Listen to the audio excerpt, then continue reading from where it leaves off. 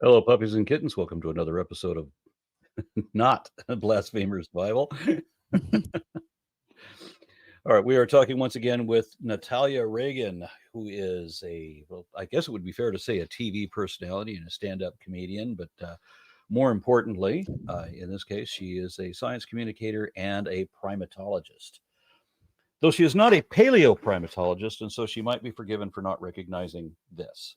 Do you? That looks like it's not. It looks like it's Afarensis, but is it Africanus? Very good. Yeah, I was Very like, good. no, yeah, All right, yeah, this is Mrs. Plez. I think yeah. Mrs. Plez Oh, is Mrs. Afrikaans. Yeah, Yeah. which they think might be Mr. Please now, or Mrs. Plez. Yeah, Mr. Okay. Plez. Well, because they were looking at tooth size morphology actually, and they think because of the way they were cleaning the teeth, they think they might have stripped the size of the canines because of the sexual dimorphism you would have seen in Africanus. It looked smaller, so they thought it would be female because that's one of the ways they can determine males and females looking at, uh, you know, different hominin species from yesteryear because there was that discrepancy in canine size.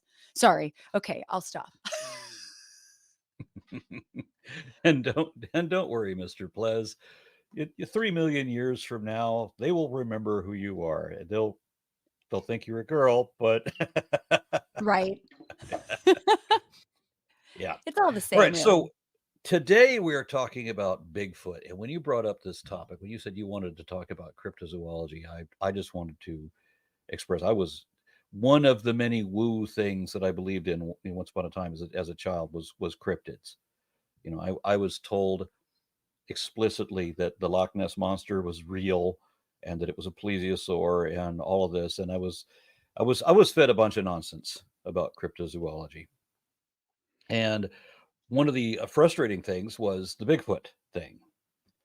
And before I go any further on that, I'm going to let you just take over with your interest in this Well, because I'm look, just going to start embarrassing myself. no, no, no. I think cryptozoology and the love of these sort of mythical creatures, whether it's Yowie, Yeti, skunk ape, Bigfoot, Loch Ness, chupacabra, so on and so forth, Elvis, you name it. We all I want to guess he believe, counts, doesn't he? right? It does count. Um, and I think I don't know if I technically had a real staunch belief in Bigfoot as a child, but I definitely I'm Scottish and I was told a lot about Loch Ness growing up. And when I was 25, I actually did a road trip there and I did pee in Loch Ness. I think that maybe, if Nessie was there, they might have enjoyed that sort of little dedication to her or him. But yeah, I definitely I always loved cryptids. I think it's a very romantic notion. In fact, my own father told me there was a leprechaun living in our wishing well as a child. And every few weeks, after probably one too many screwdrivers, he'd be like, "Come on, kids, let's go see Sean the leprechaun." And he'd go to his closet and it'd be like, "Let's go meet outside." And we'd meet outside and we had to stay about 30 feet away. And he would shine a flashlight onto this wishing well and you would see this leprechaun. And I was like, holy crap. I told everybody in my kindergarten that I had a leprechaun living in my wishing well. And we couldn't get too close, but he would kind of throw his voice. So we think it was that. And then years later for a Christmas decoration, when I was probably about 19 years old, there was Sean the leprechaun. And I accused my mom of having him stuffed and calling her a monster. But yeah, so cryptids were part of my life growing up. But when I became a primatologist, my first love was gorillas, which, Bigfoot, we'll get into the potential ancestry of Bigfoot in a minute, but Bigfoot is very much closely associated with any sort of big bipedal ape. King Kong kind of being one of them.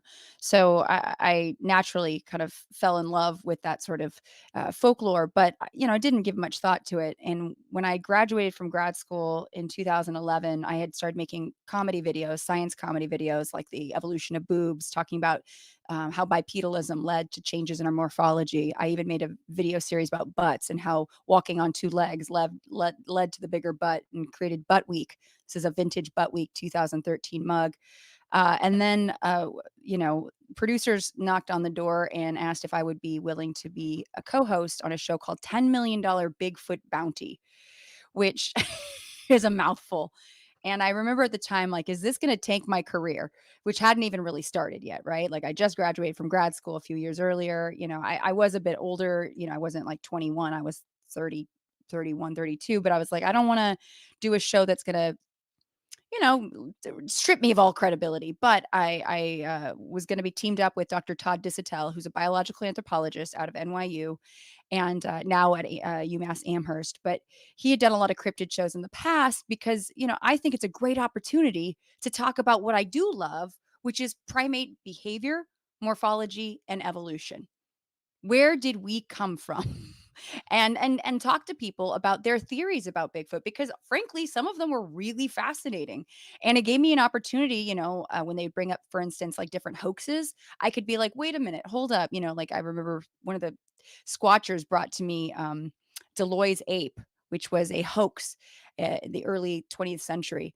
And essentially I took one look at this picture, which was a primate basically propped up on a chair. And I just took one look at it and I was like, that's a dead spider monkey propped up with a stick, and it was in that moment that I realized this is why anybody who really does legitimately believe in this, in cryptids, in bipedal cryptids, if you want to discover a new species of primate. Just like if you wanted to go back in time, you'd have to become a physicist. You'd have to understand, all the quantum physics involved in creating a flux capacitor and whatever from Back to the Future. If you want to find a new species of primate, you need to become a primatologist. You need to think like one.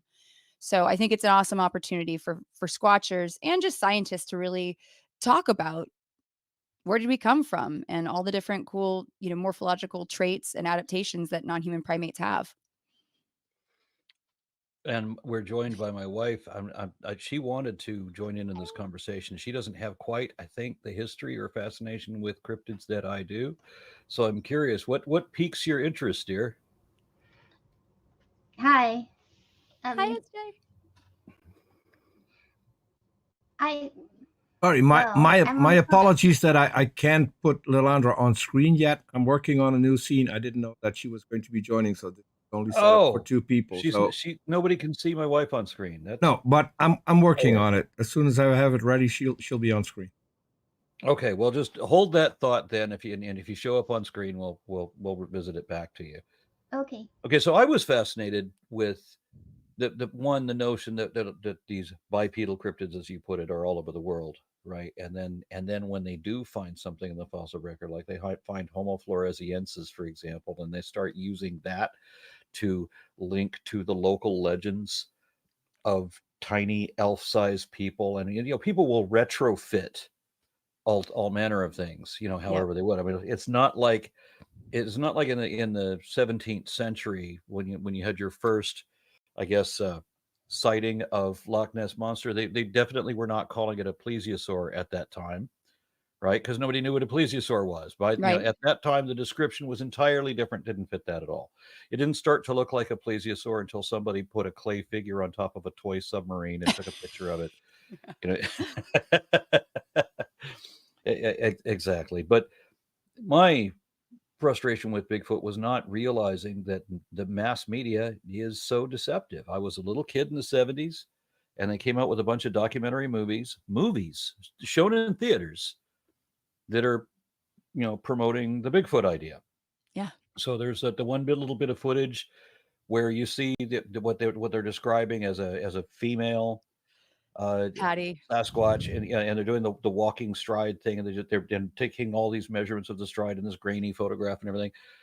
And I'm thinking, if you've got, we had the Legend of Boggy Creek. That was another movie, a horror movie that was based on this sort of thing. And Boggy Creek runs through Texas. I've driven past it a few times. And I'm just thinking, if you have these in Norway, and then that's now being attributed to Neanderthals, because why not? Equally unlikely, I think. Yeah. They weren't that tall. Yeah, They just so weren't. so maybe there is a Gigantopithecus version of Australopithecus out there. I Right. would I would have I would have loved to have fostered that idea. Oh, and then the $6 million man, they Yep. hired Andre the Giant to play Sasquatch, and just this is just something that everybody seemed to believe, Yeah. at least in the credulous community I lived in. So, and I was actually was actually frustrated. I was discouraged from being skeptical about anything. Don't look at anything analytical, because then you won't believe. And believing Bigfoot. is so much fun. It is, there's Yeah. a romance to it, and I think that's something that we can't discredit. Folklore and storytelling is a big part of the human experience, and you can't completely discredit it. I mean, we can look at the Bible as storytelling in a series of parables, some of which are really dark and demented. Uh, for who needs grim fairy tales? Just read the Bible. Uh, but when it comes to Bigfoot, it is a beautiful sort of tale of this creature that's, in a liminal state that is neither ape nor man, that kind of lives this solitary existence. I always loved asking squatchers about, well, how do they reproduce if it's just him by himself? How does he meet ladies? It's like I at one point I remember I made a fake Tinder profiles for Bigfoot.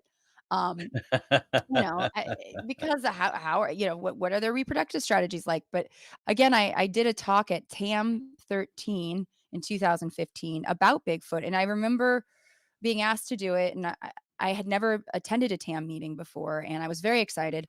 But I remember a lot of people coming up to me afterwards saying, "That's a lot better than I expected." Because I think they expected a fluff piece where I was just going to be like, "Hi guys, this is Bigfoot. I love him," but I really went through piece by piece, how you could sort of debunk any sort of hoax about Bigfoot, or looking at, diet, dentition. Let's look at tooth size and what does it mean to have big canines in the primate world. That it generally has nothing to do with diet as much as it does about competing for ladies. Then we looked at diet. Some squatchers are like, Bigfoot eats a bunch of, meat, and he's just this big carnivorous beast, but he also has this sagittal crest. And I was like, well, spoiler alert here, gorillas are mostly vegetarian. So, and same with orangutans, which if you're going to say it's like gigantic, it's all just bleeds together. Even locomotion. Some squatchers would be like, Bigfoot's a biped, but then he gets on all fours and he runs so fast and he tackles a deer and he eats it with his teeth, and your bare hands, rips it apart with his claws, which then I could go in and say, well, they actually don't have, all primates don't have claws. We all have nails. Even the callitrichids, which are the very small bodied primates that you find in South and Central America, tamarins and marmosets have claw-like nails, and that helps them scramble up trees. But the only and I remember one of the squatchers actually brought up lemurs and their grooming claw as a way that maybe, you know, Bigfoot just evolved to have 10 grooming claws. And I was like, there were giant lemurs at one point in Madagascar, but I do not think that Bigfoot could be a giant lemur. That's So Right, here, and we don't have Bigfoot sightings in Madagascar. no, not really. So that says that.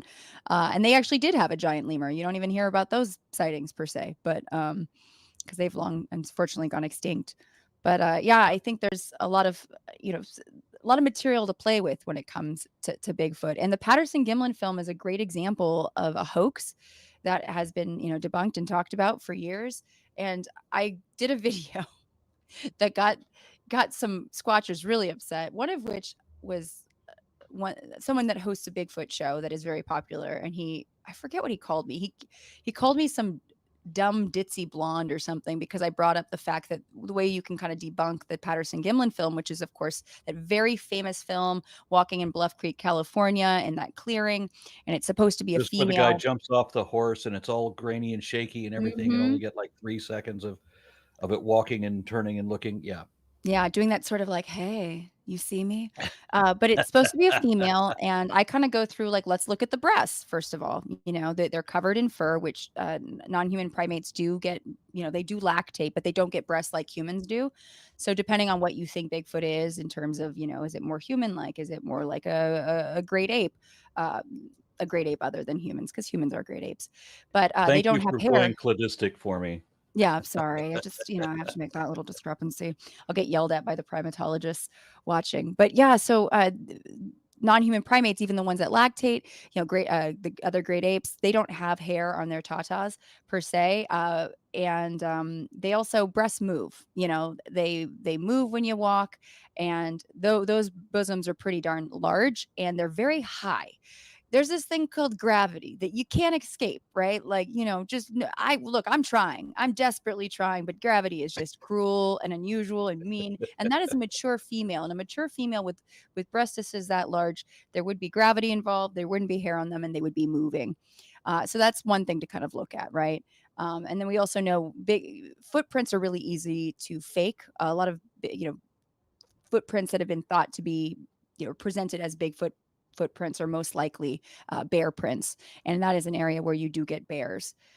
Also, a lot of sightings have been most likely, if you've seen bipedal bears, which bears do get bipedal quite often, and it's really adorable. I gotta say, a black bear on 2 feet is just, I mean, a brown bear is a little bit different. They're, that's asking for death. That's a death wish waiting to happen. But the black bears on 2 feet wouldn't be so different from, seeing potentially a bipedal cryptid like Bigfoot or Sasquatch. The stories of Bigfoot and Sasquatch are a lot of times North American, but of course there's Yetis in other parts of the world. And you studied primates in South America, Central, yeah. so there are no extant primates in North America, right? Yeah, just humans right now. I mean, and then, well, those in Mexico, if we're going to be nitpicky, but southern Mexico, yeah. Yeah. So we went to Wyoming to dig up fossils, and we might have found a primate. We didn't find anything, but we could have found a primate there, but it would have been so tiny. Very old, because so some of the very first primates that ever existed were in North America, and it was, God, I can't. It might be close to 65 million years ago. So the very first primates, which are very archaic versions of what we have now, were actually in North America, and then they went extinct.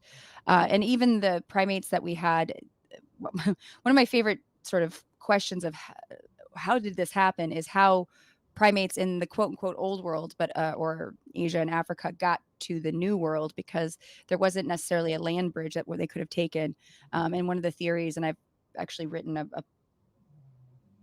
movie about it, was how they could have rafted over on pieces of vegetation, and and that happens actually if you watch, like in the Panama Canal. I used to do field work there, and big chunks of vegetation would break off, and that there were a bunch of animals on that piece of vegetation that could have just floated over to a different part of that area. And that happens quite often, like in rivers and lakes and things of that sort. So I mean, it would have to be it's a heck of a hypothesis that they're still figuring that out. But yeah, I mean, primate evolution is a pretty interesting, I don't know, study, and we're finding out more and more and more, especially when it comes to hominin evolution, and realizing that it's less of a this linear trajectory.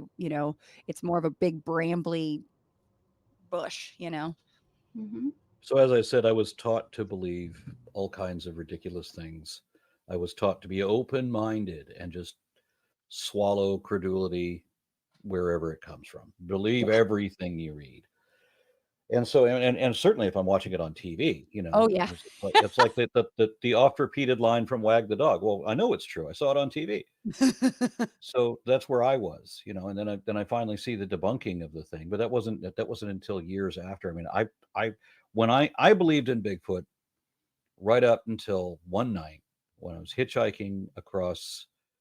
I was crossing the border from New Mexico into Arizona, and there's this alpine forest area up there, and I'm up in the mountains, and I remember as it was getting dark, I remember hearing some footsteps, and I could see faintly like there was a light somewhere, and I could see a pair of human legs walking, and I remember thinking, I wonder if that's Bigfoot. I feel so embarrassed even ever believing such things as an adult.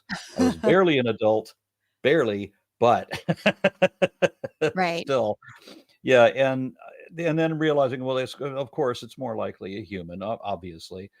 But then later, as I'm hitchhiking, I'm trying to make it the next several miles to the Arizona border, and I don't realize how far it is to go. But I'm outside of a town. I'm out in the wilderness now. It's after dark. There's maybe one car an hour that Wow. comes by on this old highway. I'm like, this is bad. I'm in a bad place. And then I realize I'm being stalked. I can hear little yips Yeah. from coyotes. And I turn around at one point and I see one behind me. Now I barely see it. I mean, I've got a flashlight with me. Fortunately, that was the only thing I had, or maybe it was a cigarette lighter. I don't remember what I had, but I was able to see that there was a coyote crossing the road behind me, about 10 feet behind me. Okay. It's unnerving. Yeah. 20 feet. Let's go 20 feet. 20 feet behind me. And then I turn around and there's another one crossing the road in front of me going the opposite direction. So they're circling me. And I'm like, I am certainly too big to be taken down by coyotes, right? I mean, they can't be serious right now, right? That's ballsy. So as these coyotes are getting more and more brazen and coming closer, I'm getting nervous now. And so I decide to do my battle roar. Just roar, just make this loud ass noise, and I could really roar. And I'm thinking this will scare these fucking dogs away. It didn't. And so they're Wow. still on me. And so now that I see this car coming, and I need to get a ride. I need to get the hell out of here before I become dog chow. So instead of just standing on the side of the road with my thumb out, I'm standing in the road so that they'll see me, and I'm waving my hands, and I need them to get it. So I roar at the car. I probably should add that while I left a desert city and it was warm, it was in the month of May. When I got up in the mountains, it was cold, and I knew it would be, so I brought a big black sweater. And I'm now wearing that sweater. And of course, my hair is like this, as it always is. You've convinced, that person's telling tales about the time that they saw Bigfoot at the Arizona New Mexico border. There's a little bit more. Oh, I good. finally do get a ride. And I'm out of there. I have to come back 2 days later, and I come hitchhiking back during the day. And the people that pick me up start telling these stories about how it's in the newspapers that there were all these Bigfoot sightings 2 days ago. And that's when the moment that I no longer believed in Bigfoot was when I realized I'm him. You are Bigfoot. Oh my God. Aaron. Yeah. So what does it feel like to be married to Bigfoot? Bigfoot's bride. Well, he does have big feet. I mean, that seems like the most plausible thing that Bigfoot is a Homo sapien. Yeah. No, well, I mean, I don't know. I feel like you've got the RN, you got the raw. I mean, that sounds like the roar right there. That needs to be part of your tagline or something. The RN raw Bigfoot, go-to move. That's insane. That is, yeah. I've never been mistaken for Bigfoot. That's a first. And although, you've got the costume. Pardon? You Yes. got the costume. That actually is in New York, but I do have this jacket, which I have worn. It looks like a ghillie suit, but like a fashionable ghillie suit. My great grandmother, who's from Scotland, she passed away right about the same time I was born. She, actually, no, it wasn't my great grandma. It was my grandmother. Her parents came from Scotland, and she went to Hollywood High. My grandpa went to North Hollywood High, but she was in a choir that would practice at Hollywood Forever Cemetery, which if you've ever been there, it's really cool. Valentino is buried there. Mel Blanc, I think Joey Ramone is there. But what she would do is they had to wear these white robes when they would do choir practice, and she would dance around the cemetery at night, and it borders Santa Monica Boulevard. And I think she caused an accident or two. Her and her friends just, woo, having way too much fun. But yeah. I don't know when you are the thing that you are afraid of, that I think is the best way to become no longer either afraid or to no longer believe in such things, because you start to realize how stories like that develop. Mm-hmm. It's a tall tale. Yeah. Like I wasn't thinking that I was going to get I wasn't thinking that I was going to get a funny story out of this. I was actually thinking I'm about to be dismembered by dogs.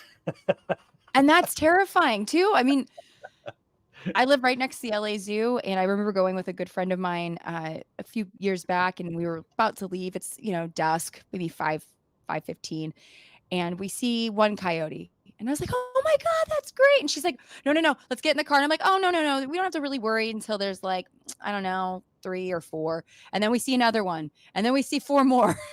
If you see one, I used to live in West Texas in Odessa, and they have the most blood-curdling hunting yowl. I would be sleeping, and they were chasing something, and it is pretty terrifying. They're tiny, but there's a lot of them. And then, with Arn being big, he started to doubt his confidence on whether he could take that many. I would too. I mean, like, it doesn't matter. I mean, even if it was like 5 rabid bunny rabbits, I'd start, showing fear. I don't, And then I go look at a map and I realize that there was more than 30 miles left of me to walk. Wow. And I'm so glad that, somebody I don't know came. what I was thinking. I'm just going to plow through and keep going. I guess I didn't have a choice at that time either, but no.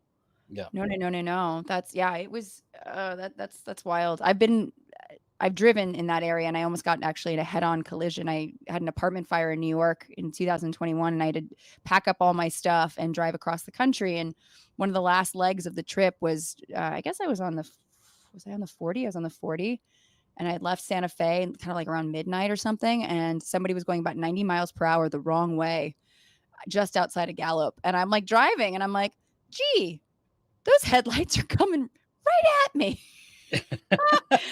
And then right next to me was a big rig, and I'm like, oh shit. So I had to speed up to get over, because it was like speed up or slam on the brakes, and it was like speeding up was easier and faster at that point. So yeah, one of the scariest moments, I think, of my driving career, the illustrious driving career.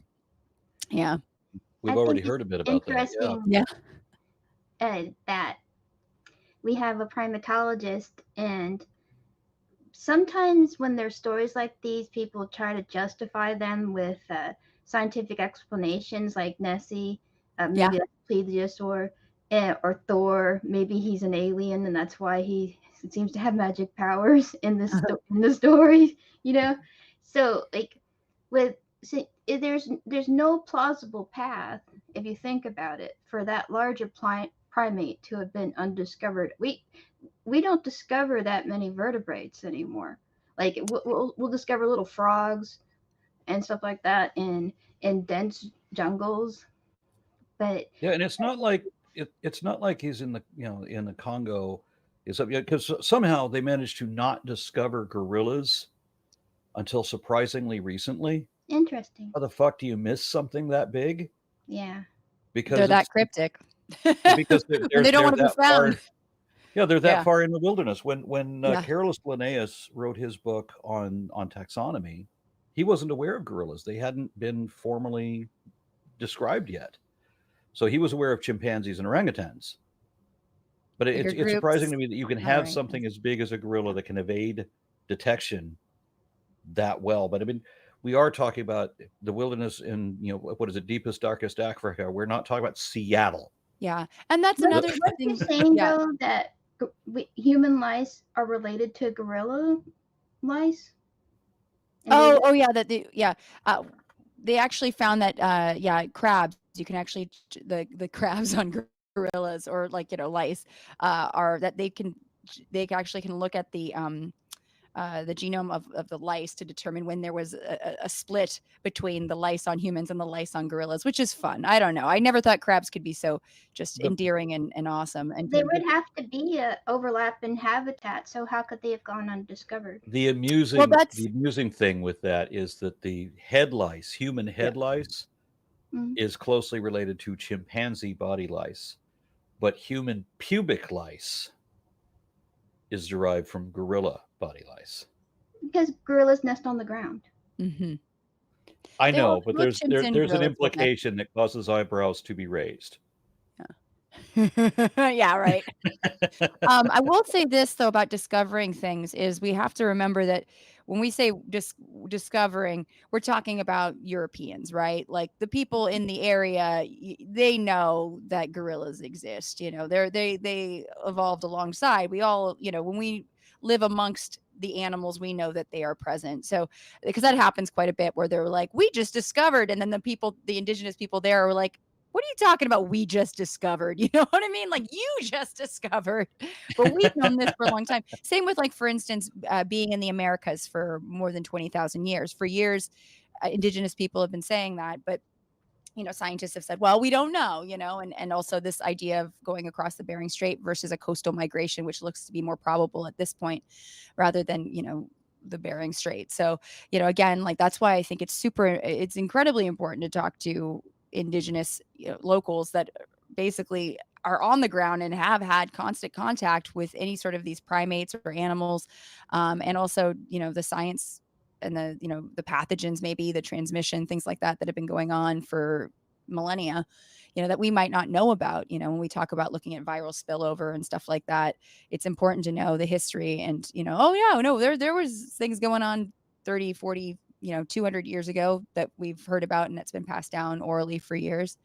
But by ignoring that, it can be devastating long term. I like how they discovered the continent of America. Yeah, right. And people, people are already How living nice there. of them. Oh yeah, and here's some blankets. Yeah. Hashtag JK. They're covered in smallpox. Yeah. Yeah. So the other aspect of Bigfoot is one. It was this cultural thing that, again, everybody, as I said, it seemed in my generation that everybody believed this. All these TV shows, documentary movies, and all of this. And there just wasn't a lot of skeptics. And maybe part of the problem was that I was living in Los Angeles at the time. Yeah. So there was not a lot of critical thinking going on. So, but Yeah. now I encounter what you call squatchers. Mhm. And I was on stage with one guy at a skeptic conference where we had to meet with these people. And I thought it bizarre that so you're not religious. You don't subscribe to any other nonsense that I can detect, but you're going to believe this. And it doesn't matter what the evidence is against it. Yeah. They're vehement about it. When they discover that there's hair samples discovered or their blood samples discovered, they just automatically assume that's Bigfoot. That's their evidence. They've documented they have evidence of Bigfoot. It's these things. When they do genetic studies on it, said, no, this is a bear and this is a bison. We just ignore that part and continue believing what we want to believe. There's a lot of there's a lot of confirmation bias in the little tiny pieces that seem to fit their narrative. I remember when we did Bigfoot Bounty, we had it was hilarious because it was a reality competition show, 9 teams of 2, and we had an elimination round where they would come and they had to bring us to win the $10 million, which it could have been $100 million, really. They had to give us DNA evidence and photographic evidence, which is funny because photographic evidence doesn't really matter, right? You just really need the DNA evidence. Who cares about the photographs? That all could be faked. But the DNA evidence had to be, a primate that was non-human that does not match up with any other living great apes, and we would get these. It was called the elimination round, and it really was an elimination round because we got tons and tons of turds. It was a literal shit show. I mean, it was like turd after turd. And some of them, they were like, this is definitely Bigfoot's turd, And I remember one of my favorite times, Todd got to say, what it was. It was like, your turd, like your story, is horse shit, because they would bring us literally horse shit. And my favorite was they kept bringing in moss and saying it was hair. And I'd have to explain that, like, hair does not branch like this, Again, they kind of were left with very little opportunity because they weren't finding anything other than poop. But the idea was that they could use environmental DNA. And this is the cool part of the show that we did, that they had a mobile DNA lab, and we had them collect not only turds, but they could collect biting and stinging insects, or the blood-sucking insects. So leeches, carrion flies, mosquitoes, and we could actually dissect their last blood meal to determine what species they feasted on. So I think they got like a leech that had equine DNA. So we know it was, we kind of almost did an ecological survey without seeing the animal. We knew we had a horse in the area. One thing had human, it was human DNA.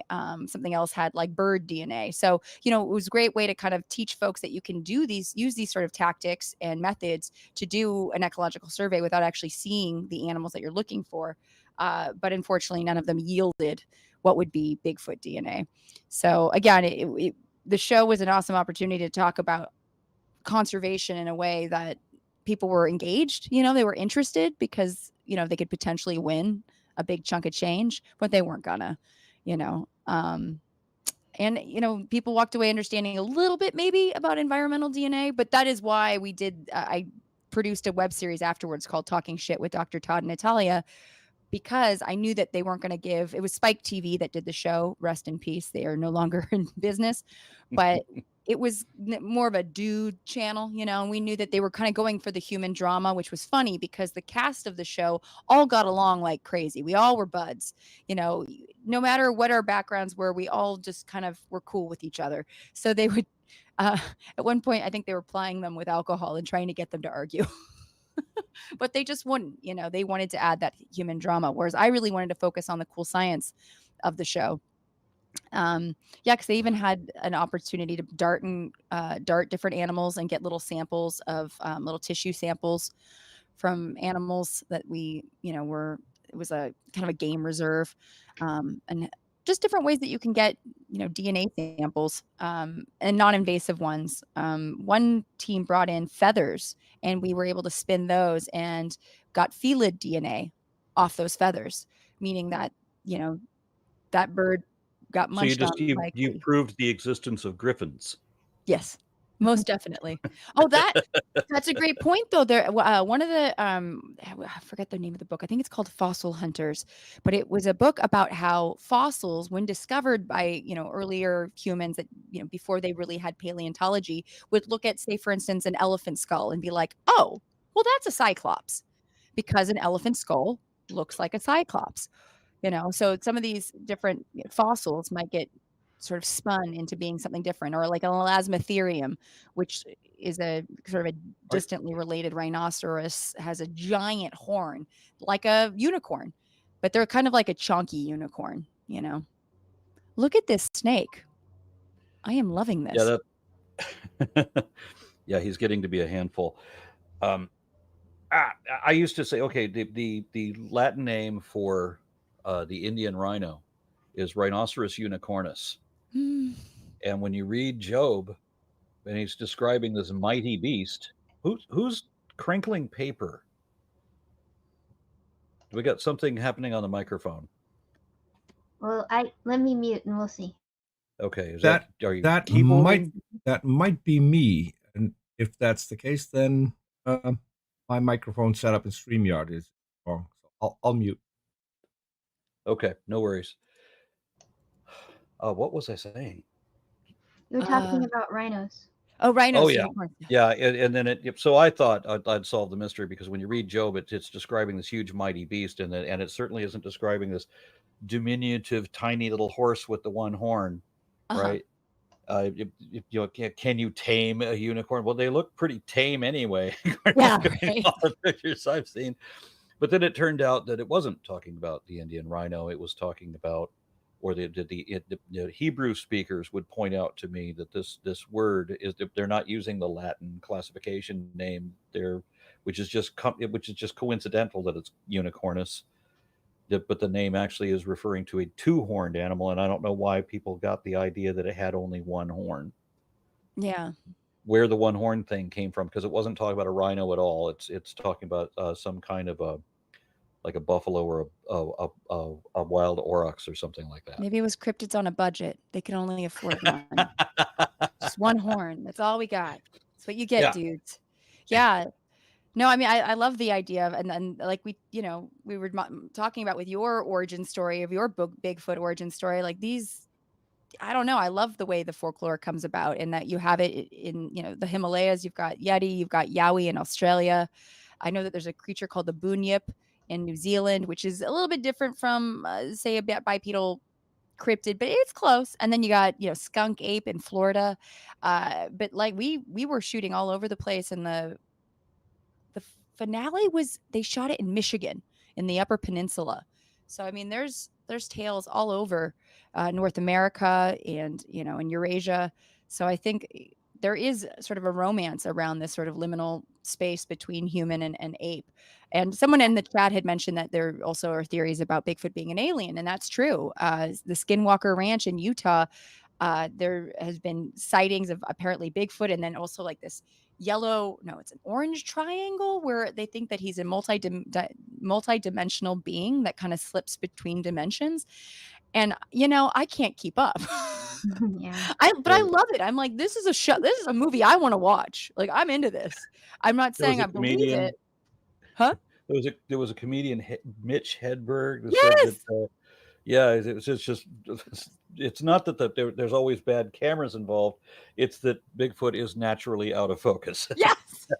So, fun story. I've pitched it around and it's gotten some love, and I'm actually taking it back out. I did a rewrite, but I have a pilot that I wrote based on the show that I hosted called Diddley Squatch, where it's based on a Bigfoot hunting show where it's this cast, and the lead lady is she got out of her PhD program because of some unfortunate events, and then gets this show. And in the pilot, she basically discovers Bigfoot. And it's like it becomes this weird buddy comedy between her and Bigfoot, where they have to kind of hide the fact that they know about each other. She has to hide the fact that she knows about him and say diddly squatch about it. That's the name of the show, but it allows me to talk about all the cryptids and also the science. Oh my God, this snake is something else. Sorry, I'm just watching. This is hypnotizing. And you live with how many of these beautiful creatures? I think 75. Yeah. Those are. Yeah. How many of them would eat a pug? This one definitely could. He has the potential to be. He's probably not going to be any longer than 12 feet. He might not even get to 12 feet, but he could possibly be as much as 20. Wow. I And think, yeah. Sorry. Go ahead. I think No, it's go ahead. You go ahead. Okay, I'll go ahead. Okay. I wanted to call attention to alien abduction things. When people encounter the extraterrestrial visitors, the appearance of the aliens depends on where the report came from, because the American Southwest Trailer Park anal probers do not look like the high elf version that you get in Europe. That's interesting. The demographic of those with the claims. I would definitely. I mean, that right there though would be an interesting psychological anthropological study. Understanding the psychology of believing or claiming to have had either an abduction or a sighting. Because especially when you're claiming that you've been assaulted by aliens, that's a whole. I mean, I can't imagine that comes with a lot of I don't know. There could be a lot of blowback, pun intended. I just. I was going to say that about Bigfoot and these Yeah. alien stories. They're only interesting from a anthropological standpoint of storytelling, and humans tell stories. And where do these stories come from? Are these stories related? That kind of thing. What do they tell us about the culture of the people that told them? Like Yeah, because some the fear alien them. abduction. Yeah. That tells you something. Yeah. Well, sometimes people fear them, and some people they're like, oh no, we just respect them and we just kind of stay out of their way, and almost there's like a reverence there. I have a friend that is from Oklahoma. He's indigenous, and he said, oh yeah, no, we definitely believe in Bigfoot, but we have a different word for it and different way of associating with Bigfoot. And he showed me a picture that he took that he says it was Bigfoot. I could not confirm nor deny it was just fur. Close up to a trail cam, which again, trail cams are a great way to capture. Like for instance, I live right next to Griffith Park. P22, our mountain lion, which is kind of bonkers that we had a mountain lion in Griffith Park because it's only 9 square miles, which is very small for a mountain lion home range. But he made the trek across the 405 and the 101 freeway and got his butt to Griffith Park. And but the way they discovered him was from a kale tram, where they're like, that is not a house cat, but it was a booty shot. It was a sweet booty shot of P22. So again, kale trams are a great way to discover things, but it's not the same as DNA evidence. So you can fake a lot of Bigfoot kale trams because again, if it's blurry, that's even better, right? Like that fits with the whole aesthetic of Bigfoot. He just reached all the way. He just stretched himself out all the way out, and he's now on the parrot cage. Is he going for the parrot? Yeah, that would Does be bad. Can't get in there. Polly want to Cracker, what's going on? He's on the. Yeah, I'm hungry, and that looks about my size. What kind of parrot is it? It is a double yellow-headed Amazon. Oh my God, you have the. What is? I got myself a black pug, and that's it. She sure is cute. She sure is sweet. She ain't very smart. That's awesome. Wow. Does the? Oh my goodness. And what's the name of the boxer again? That next to him, that's a bulldog. His name is Odin. Odin. He has one eye. That's why. Because we got him as a stray a month ago from the pound. Oh my goodness. Well, and congratulations. He has such a great attitude. He's recovering really, really well. He's starting to plump up and stuff. Yeah. Yeah, I started calling him Porker because he oinks. He is very much like a small pig. Yes. Anyway, distracting too much. I'm sorry about that. I just realized that that's hilarious. This snake is not big enough to eat a pug yet, but I don't want to risk the parrot. No. Remember that time we did a show and your snake ate a parrot? That would just be what a weird way to end the show. Dear Lord. No, we want the parrot. What's the parrot's name? Dinner? Max. Oh, okay. Yeah, this was actually, my parrot actually came from Matt Dillahunty. The actor? When he got the other skeptic atheist. You might not have heard of him. Yeah, he was for a long time. He was a host of the Atheist Experience. Yep. He's now mostly on the line. Anyway, he gave me his parrot because the parrot didn't like his wife. And so, okay, we'll do that. And so I've had this parrot for a decade or so. Oh wow!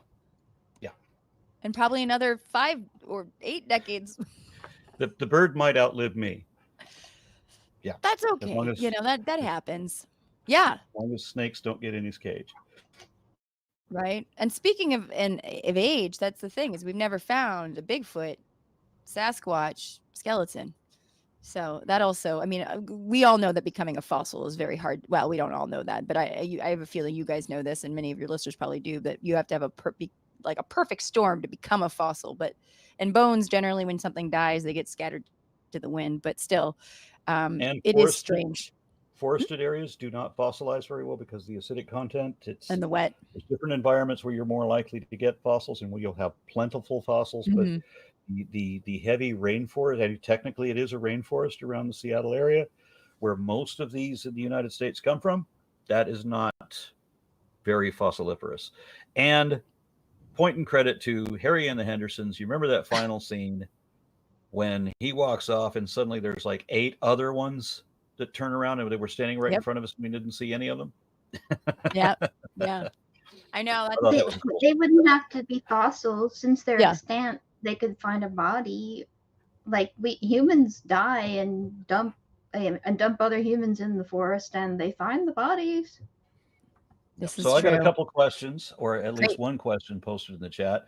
Matthew K says, Natalia or Aaron, if a cryptid does exist, which is the most likely? Is it possible for the Yeti to exist? Are we talking about all cryptids, like Bigfoot, Chupacabra, Loch Ness, Mothman? Mothman, the Slender Man. I spent a lot of my childhood around the Superstition Mountains, right? And I heard stories about pterosaurs being seen out there. What? Yes. Now, at the time, they didn't know about the big Asdarchids. They only, they were thinking Pteranodon or something. Yeah. But there were people pretending to have seen that. I mean, Yeti, in terms of, like, say, for instance, there have been people that have surmised or supposed that maybe that Homo erectus could very well be, could have stuck around, because Homo erectus lived, pretty far, was contemporaries with a lot of other hominids during, or those in the genus Homo during the Pleistocene. So there is this idea that maybe it stuck around, and that could possibly be Bigfoot. They were tall, but they were not 8 foot tall.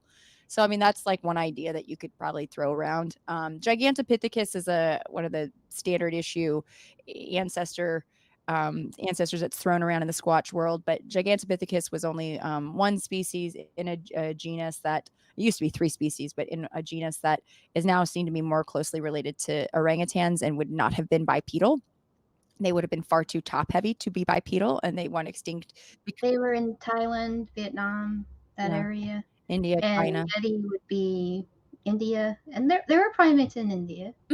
Yes, But absolutely. Langurs, macaques. Yeah, you get there's different gibbons too. So there Interesting. are I always joke that if it wouldn't be Planet of the Apes necessarily because we're living in Planet of the Apes, but if we went away, it would be macaque attack. The macaques would take over, or the cephalopods.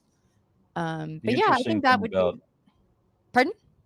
I'm sorry. The interesting thing about Gigantopithecus is how large it was versus how few fossils have been found. Now, I was just talking about heavily forested rainforest areas Mhm. that are not very fossiliferous. That you can have something that big, and it's all of the species, however many of them there were living in this area, and they're all this. We have to assume they're all this large, right? You can't have a species just be one on its lonesome. There's got to be others around it, right? There's got to be Yep. grandparents for it. There's got to be generations of them, whole communities of them, and yet we find a jawbone. Yeah.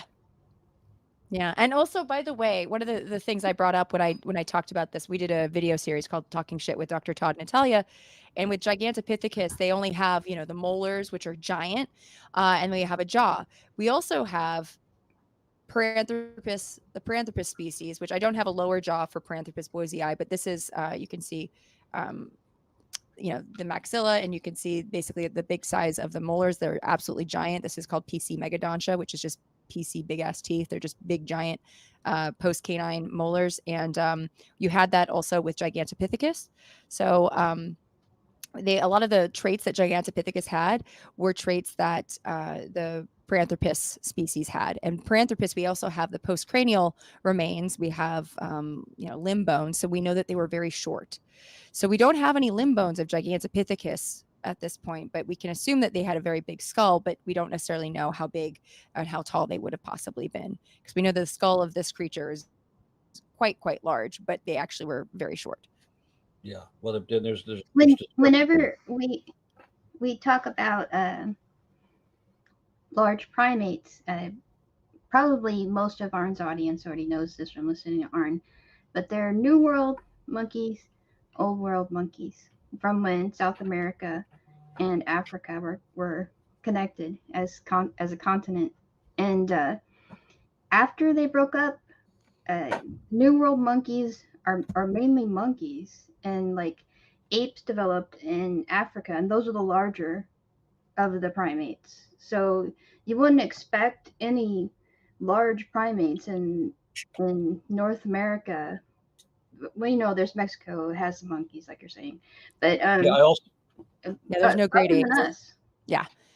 It would have been something that had either hoofed it or done the coastal migration into the Americas. Like it would have been like Yeti going, okay, I want to go, I want to know the new world. And so they get on their boat and then they take it on down. And then the family of Yetis settle outside of Seattle and start a nice band of grunge why rock. not? The Mormon Jews came over here on wooden submarines.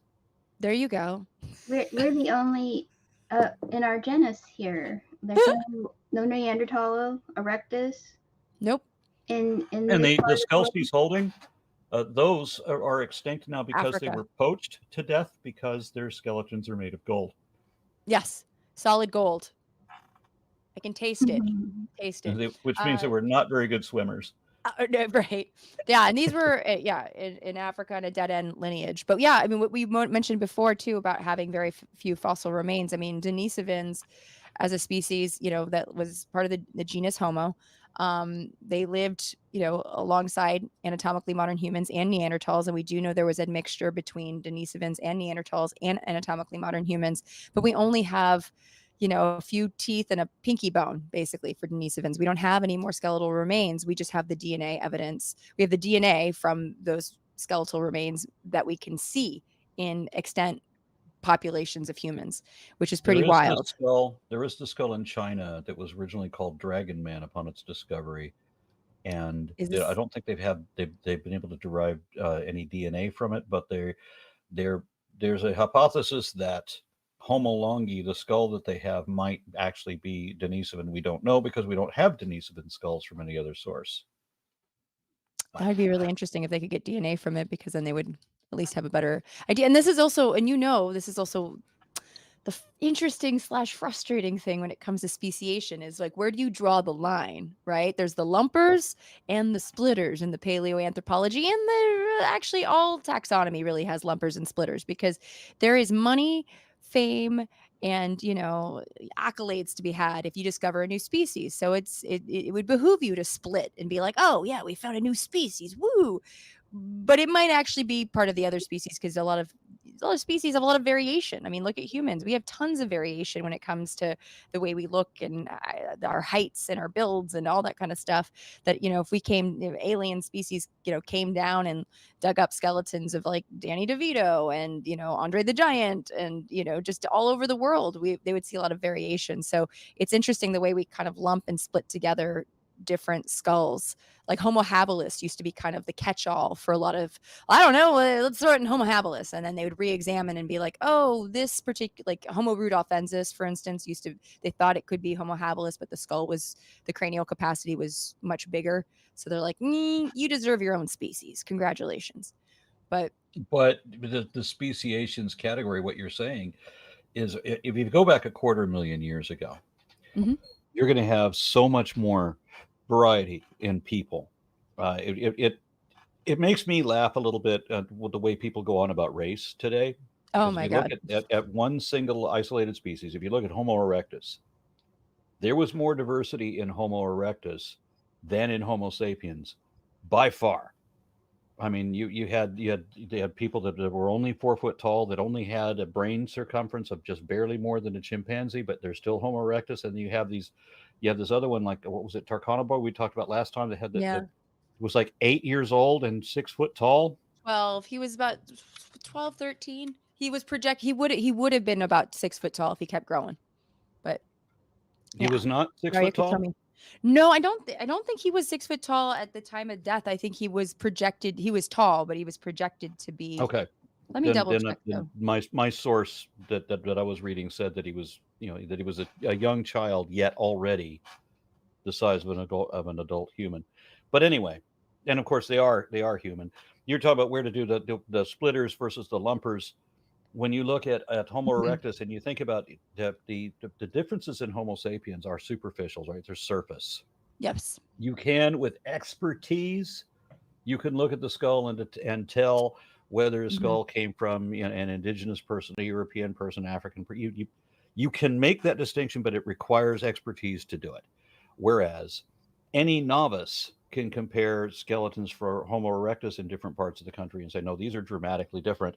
And if they're that different at the skeleton, imagine what the superficial differences must have been, Sure. to say nothing of what the cultural differences must have been, because there had to be cultural differences. We have a single species that was running from western Spain all the way through Indonesia. Mhm. These people lived very differently, Yeah. Different and they diets, had, different latitude, sunlight. All the yeah, yeah. and they were hugely diverse. So Oh yeah. there, if we were to express, if we could, express to them our concerns about race within our own species, that would be laughable compared to what they go through. And they're just one species. If we identify all of the, because remember, they used to be Pithecanthropus erectus was a different one than Java man. You remember how Yep.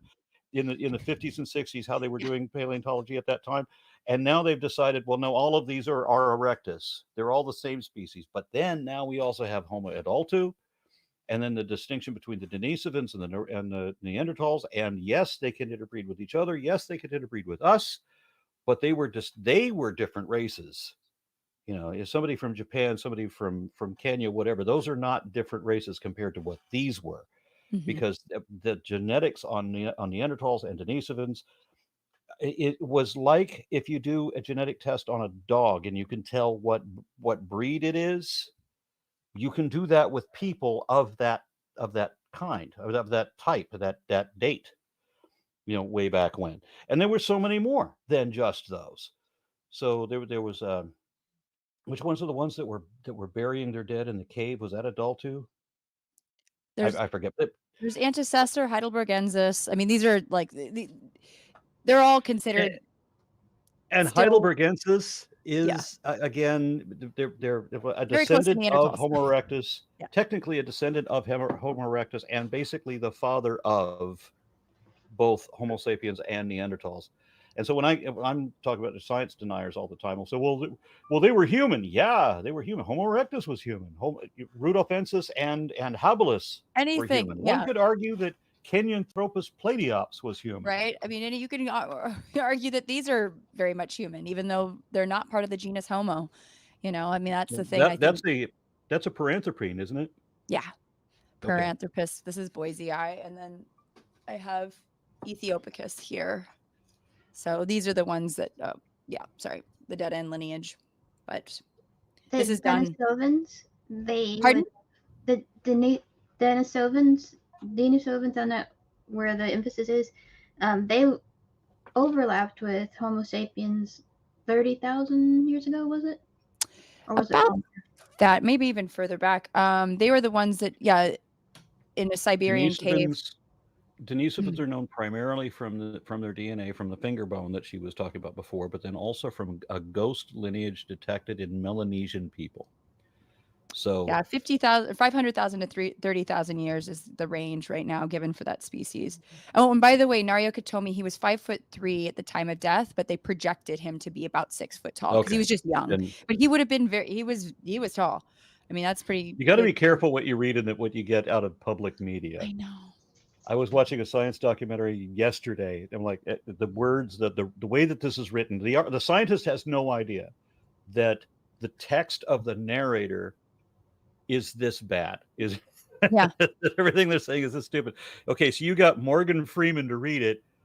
That's great, but you should have got somebody that knew what the fuck to write it. Proofread it. So I just started a job at Griffith Observatory as a museum guide. And I'm a biological anthropologist. So that's my background. I would be probably better suited in many ways at the, either American History, or AMNH or the Natural History Museum here in LA. But we're at the Griffith Observatory and I'm doing my best. And I know, I guess, a bunch more about space because of working on Star Talk, but still. And even the other museum guides, when I watch their talks to kind of see their style and this and that, their facts are all over the place. So I'm like trying to figure out where the real facts are and sort of parse together my own talk. But I'm like, there's not, I guess, one way to do it. So I'm gonna just do my best to kind of get it as accurate as possible because I do not like messing up that way. I try to get everything, good to go, especially when it comes to space. Easily Googleable, right? Yeah. So I got to read a couple more comments on this. Ariel offers $9.99 and says, "Yay, my favorite cryptid." And we should branch out and talk about a couple more cryptids if Yeah. you'd like. But I don't know what when you suggested that you wanted to do this topic, Mhm. I wasn't sure where you were going to go with it or where we're going to end up. So you're going to have to give me cues. Oh yeah. And then Mrs. Pickles Oh. offers $1.99 and says, "We have founded Sasquatch, and Marjorie Taylor Greene is proof." Oh God. Yeah. And then JM says, "Any advice for kids when a Bigfoot researcher presents in a cryptid club in an elementary school?" Ooh. Okay. Well, since that's the most recent one, I mean, I think uh, So if you apart from can a go with handful of your kid, frauds, what'd you say? apart from a handful of frauds, what do you got? Show me Yeah, the truth of it. I know. A lot of them don't. A lot of them don't think like a primatologist, and that's the frustrating part, And I know that it's tough to instill that in people because again, I really do think if you want to find a new species of primate, you need to think about the thing that you're trying to find, right? Like if you want to think like a primatologist, you need to know what do primates eat, how do they move, how do they vocalize and communicate with each other, what are their reproductive strategies? The Do they live people in you a were fission talking to fusion group? before, The Pardon? people you were talking to before that would go down on all fours and use their claws to hunt. They're not looking for Bigfoot. They're looking for werewolves. Yes, exactly. Yeah. I mean, I don't. But some of the theories out there were pretty wild, and I was and the cool thing though was sometimes during that particular show we were able to talk to them and they amended their theories. I still didn't necessarily believe their theories, but still, their hypotheses were interesting. That must be very frustrating because a lot of times with professional cryptozoologists, creationists, flat earthers, that they try to act like they're grounded in science so they can have that kind of authority, but a lot of it is just like cherry picking whatever scientific thing matches their theory, their hypothesis. But and no matter how much evidence you present to them, they won't let go Yeah. of that belief. It's kind of cool that you got some of them to walk some of it back. It was. I mean, and again, it's a lot like religion where there's a lot tied to that belief. It's their childhood. Maybe it's something they did with their dad or their grandpa, or it's something that they were bullied in school and the one thing that gave them hope was watching a movie about you know what I mean? Like, and who am I to be like, no. I can offer them the facts and let them maybe change or at least reconsider, or I mean there's a lot of other, whether it's a bear. I remember one team saw two cows having sex and thought it was Bigfoot, and then they realized it was two cows boning. Which I was like, okay, that I guess that could be Bigfoot. I mean, bovine boning, being mistaken for a giant bipedal cryptid. But yeah, Yeah, you do that's what you can. pareidolia. Pardon? Some weird pareidolia, some pattern recognition. Yep. If you see Bigfoot and cows having sex. Yeah, it had 8 legs and 2 tails. Yeah. It was utterly amazing. Sorry, I'm gonna milk it for Humans all are it's worth. pattern seekers and storytellers, and Yeah. that's where I think a lot of this comes from. It's the stubbornness they hold on to these stories. Yeah. So there was an article in the Weekly World News, and only the older people I think are going to remember that there was a mag called the Weekly World News. It was a tabloid that made up all this bullshit, and so it's in the guise of a newspaper. But I was Fat taught boy. in Los Angeles. I was taught as a kid in the 70s that I was supposed to believe whatever I read, and I am reading a newspaper. Oh my God. And it said that Bigfoot had been captured and that it was on display in Los Angeles. If you live in Los Angeles, you should be familiar with it. Well, I don't know. I haven't heard of it since the 70s, since it opened, but there was a place called Japanese Gardens. Is this Maybe in it doesn't exist the anymore. San Fernando Valley? Because my mom, well, there's a park called Lake Balboa, and there's Japanese gardens there, but I don't know if that's. Well, it may be, but they said that they had it on display at the it wasn't. I want to know what you wouldn't call it a theme park. Anyway, it was on the newspaper said, Mhm. the Weekly World News said that it was on display at Japanese Gardens. So I called Japanese Gardens. Now I'm 12 at the time, and I called Japanese Gardens asking about the Sasquatch because I want to come see it. Yeah. And of course, they don't know what I'm talking about. So I don't know what to think about Weekly World News now because people at Japanese Gardens don't know what the hell the newspaper is talking about. There's no way to contact the newspaper. I found out later, by the way, I am the only true story in the Weekly World News. Hold up. You got to give me that story. Okay. I've always had exotic pets. And once upon a time, I had a Malaysian water monitor. Oh my God, I love. Yeah, but they're not good pets. Aggressive? They're aggressive, they're enormous, they're exceedingly dangerous. They have vorpal claws. They are nothing but a mass of muscle, and then they have anticoagulant, The hemotoxic. venom. Yeah, they weren't known to be venomous at the time. This was in the summer of '87. They I happened weren't known to be venomous. Yeah, so for whatever reason, science hadn't said that. That was back in the days when they said that if you were bitten by by a Komodo dragon that it would be a bacterial cocktail that would cause you to be sick. No, that was hemotoxin. Yeah. And what it would do is it would cause you to bleed to death. Yeah. And they just follow the blood trail to eat you. And the last Yeah. thing you see as you pass out is all of these things coming up with you with your Popeye arms, their eagle talons. So I had the second largest lizard in the world, the species anyway, Varanus salvadori. So they were between 7 and 9 feet, or 70 to 140 pounds. Venomous. They have eaten people in the wild. I believe it. So just like the snake you saw a little while ago was from Thailand, these things are from Thailand. Okay. And that area. Anyway, this thing got out one day. I had it in a fully enclosed back porch area where I had a kiddie pool and a tree for it to climb on and all that. And I come back to feed it, and I found that he had taken the door. It was an aluminum door, and he had just bent it open. So I come in, and the door is bent. Which, okay, I didn't know it could do that. But anyway, he got out, and when they eventually found him, it involved the police and the zoo and animal handlers from the zoo, and then all three local news channels and Wow. both newspapers, and a 50-foot hook and ladder truck, and just 60 onlookers, and all of this, while the police shoot my lizard out of a tree with a shotgun. No. Because that's the way you deal with everything. I hate people. Yeah. I'm so So sorry. yeah, so that very traumatic, but whatever. Oh my God. Next thing you know, Weekly World News runs a story: police do battle with giant prehistoric reptile. Wow. Okay.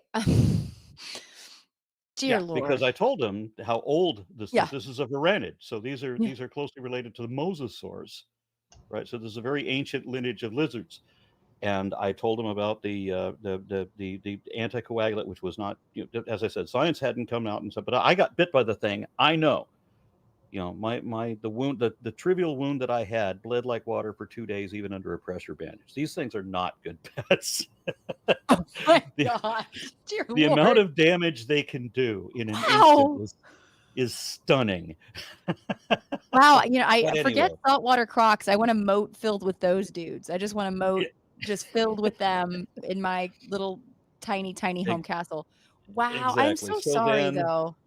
when Weekly World News, I think they hadn't folded yet, but there was some kind of TV show, and I want to say it was Nightline or something. I can't remember what it was, but they were doing an expose on the Weekly World News, wherein they interviewed these guys, and they said, "Do you ever fact check the shit that you write? Because you're always talking about extraterrestrial aliens advising George Bush or whatever when he was president. You do these kind of stories all the time. Do you ever fact check anything?" And they said, "Well, no, but there was one I know that was true, and we did this story. There's This guy one had that we know. this guy had this big ass lizard that got out, and the police shot it. And like, really? I'm the You're it.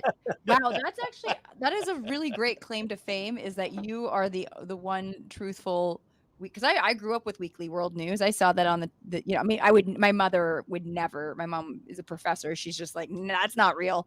But I love looking at that kind of stuff. The Inquirer, one of my favorite, I remember pictures that just stayed with me was, I think it was on the Inquirer, where it was very much a Jaws-esque photo, where it was a young woman.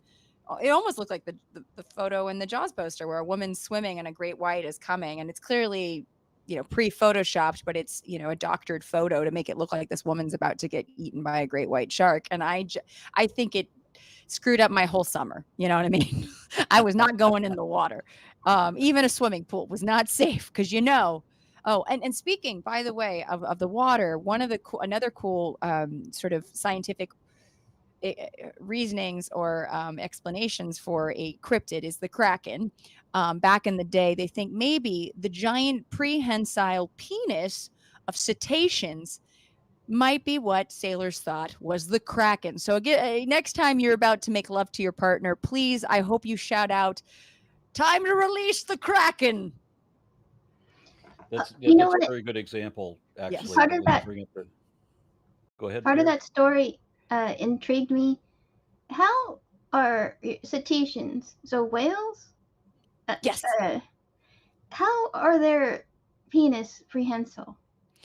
They actually can manipulate it. It's like they've got muscles in it that can, be manipulated because they're the vagines of the lady, or VJFKs of the lady cetaceans, have a lot of times sort of like almost like a labyrinth. It's kind of hard to kind of get into. And plus, you're in the water, so it helps them stick the landing, I like to say, because it can be tough. They don't have a Wow. baculum. Another thing I can mention, I did do a podcast about Bigfoot's boner in 2015 because people just wanted to know I got asked that Where so many was that? times. Didn't you do a TV spot on that too? I no, maybe, but I definitely did a podcast about it for HuffPost Weird News. But yeah, the HuffPost. cetaceans, it's That's what I really was thinking. Yeah. fascinating. Like for instance, I don't know if I talked about it last time, but the because again, I've got a mind of a 12-year-old young man.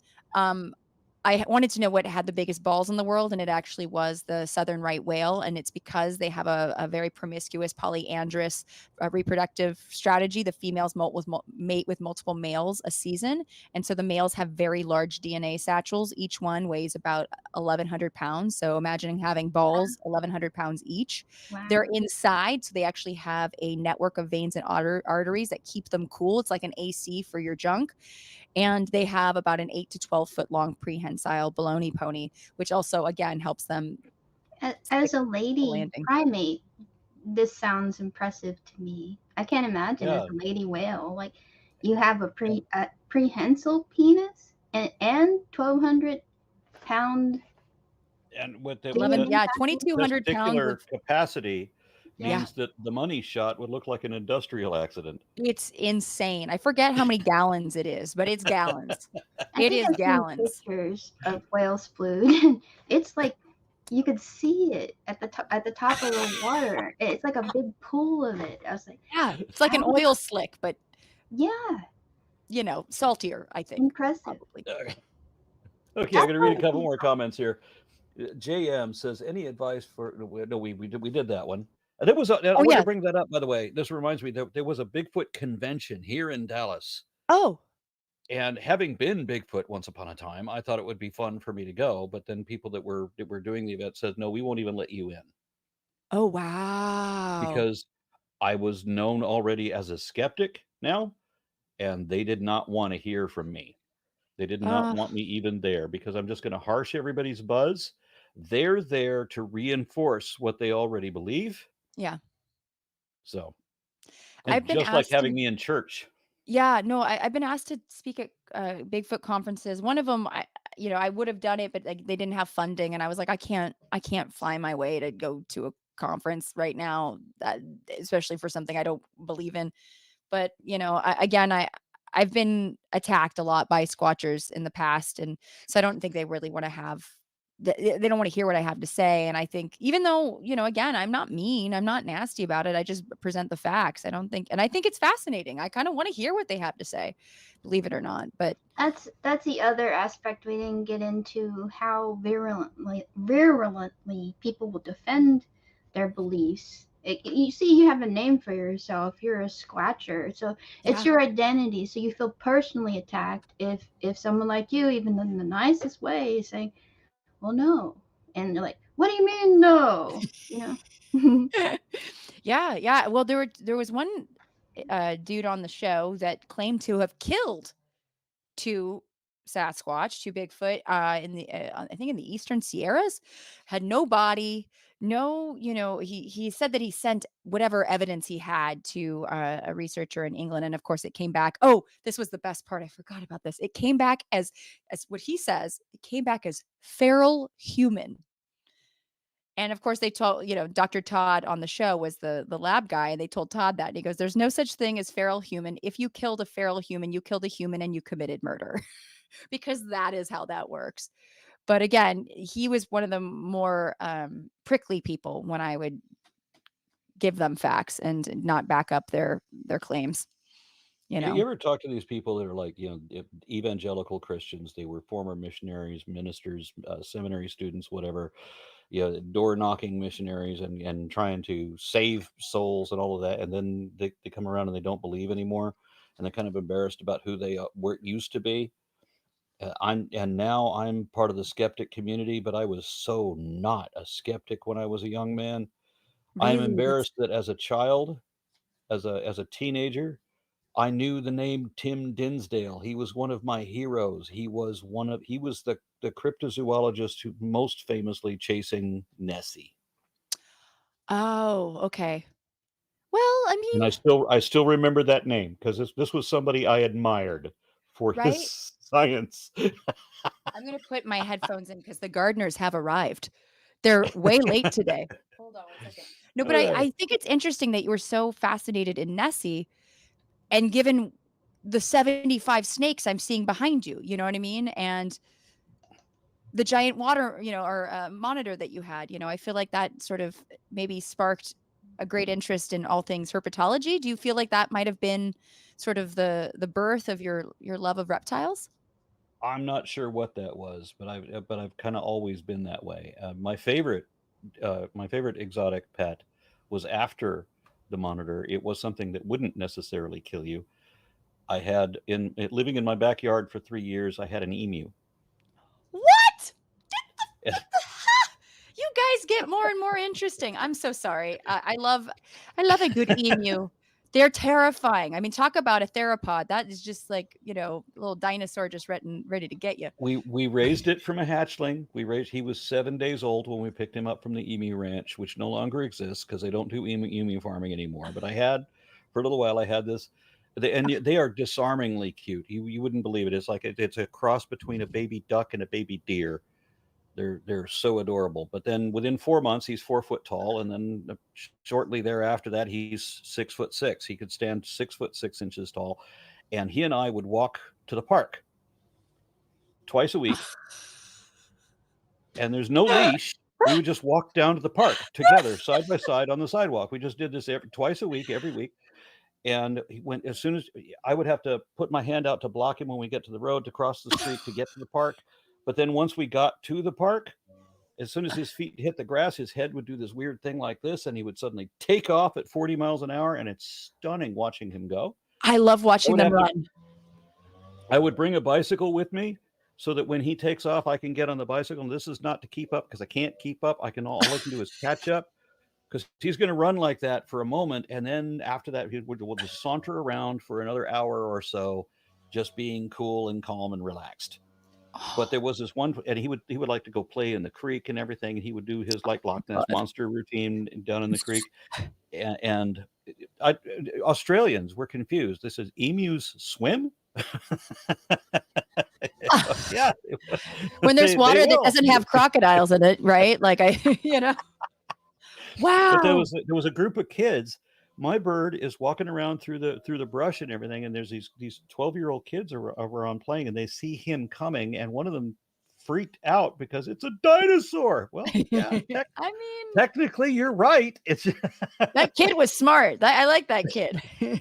I know you did a presentation to explain how turkeys are dinosaurs. Yes. And so all birds are dinosaurs. Hummingbirds are dinosaurs. It's just when you have an emu, it's a lot easier to understand what that means because it looks so much more obvious. Right? When you look at the emu print and you look at dinosaur prints, you're like, "Oh, that okay."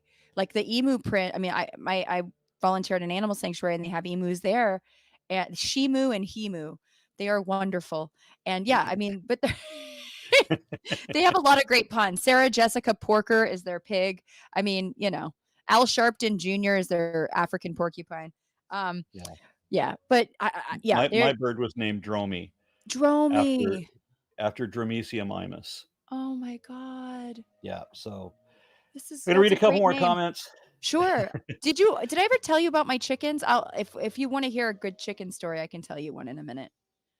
Okay, we'll Yeah. get to that in a moment. I had a pet rooster back here too for a while. Oh man, rock out with your cock out. Go on. Grady Matt says, how would Sasquatch likely be classified in terms of species if it exists? Now, I saw somebody Yeah. said there's no reason to assume that it's a primate. Well, I don't think we assume that it's a primate. I mean, there's not another option. I mean, so this is okay. That's a good question It's because one, definitely not a proboscidean.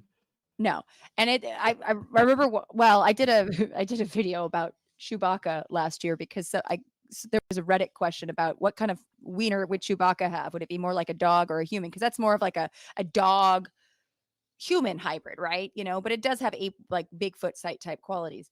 But yeah, I mean, Bigfoot has been characterized by so many as being a large bipedal ape that is not neither human nor, a gorilla. It's a biped.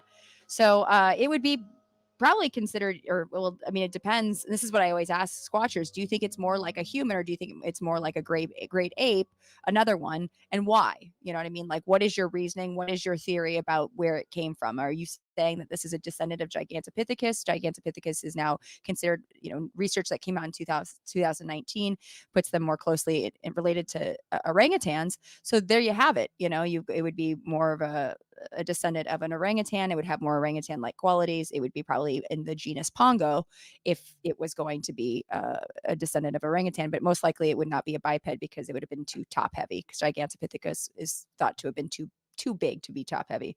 If it's thought to be more like a human and somehow is a relic of, say, like a Homo erectus or a Neanderthal, it would be in the genus Homo, and that's how it would probably be, seen as maybe a subspecies of one of those particular species. But I mean, there's a lot of unanswered questions because we don't have a body, we don't have DNA, we don't have really anything. You can't really say we even have photographic evidence because it's pretty, a lot of it's been debunked throughout time and space. So, At some point, somebody went up to Christopher Walken and said, "We want you to play a Gigantopithecus. Can you sing?" That's interesting too, because I think the new updated Jungle Book looks more like an orangutan, the large ape in it, Yes, Yep. yeah. than the other one.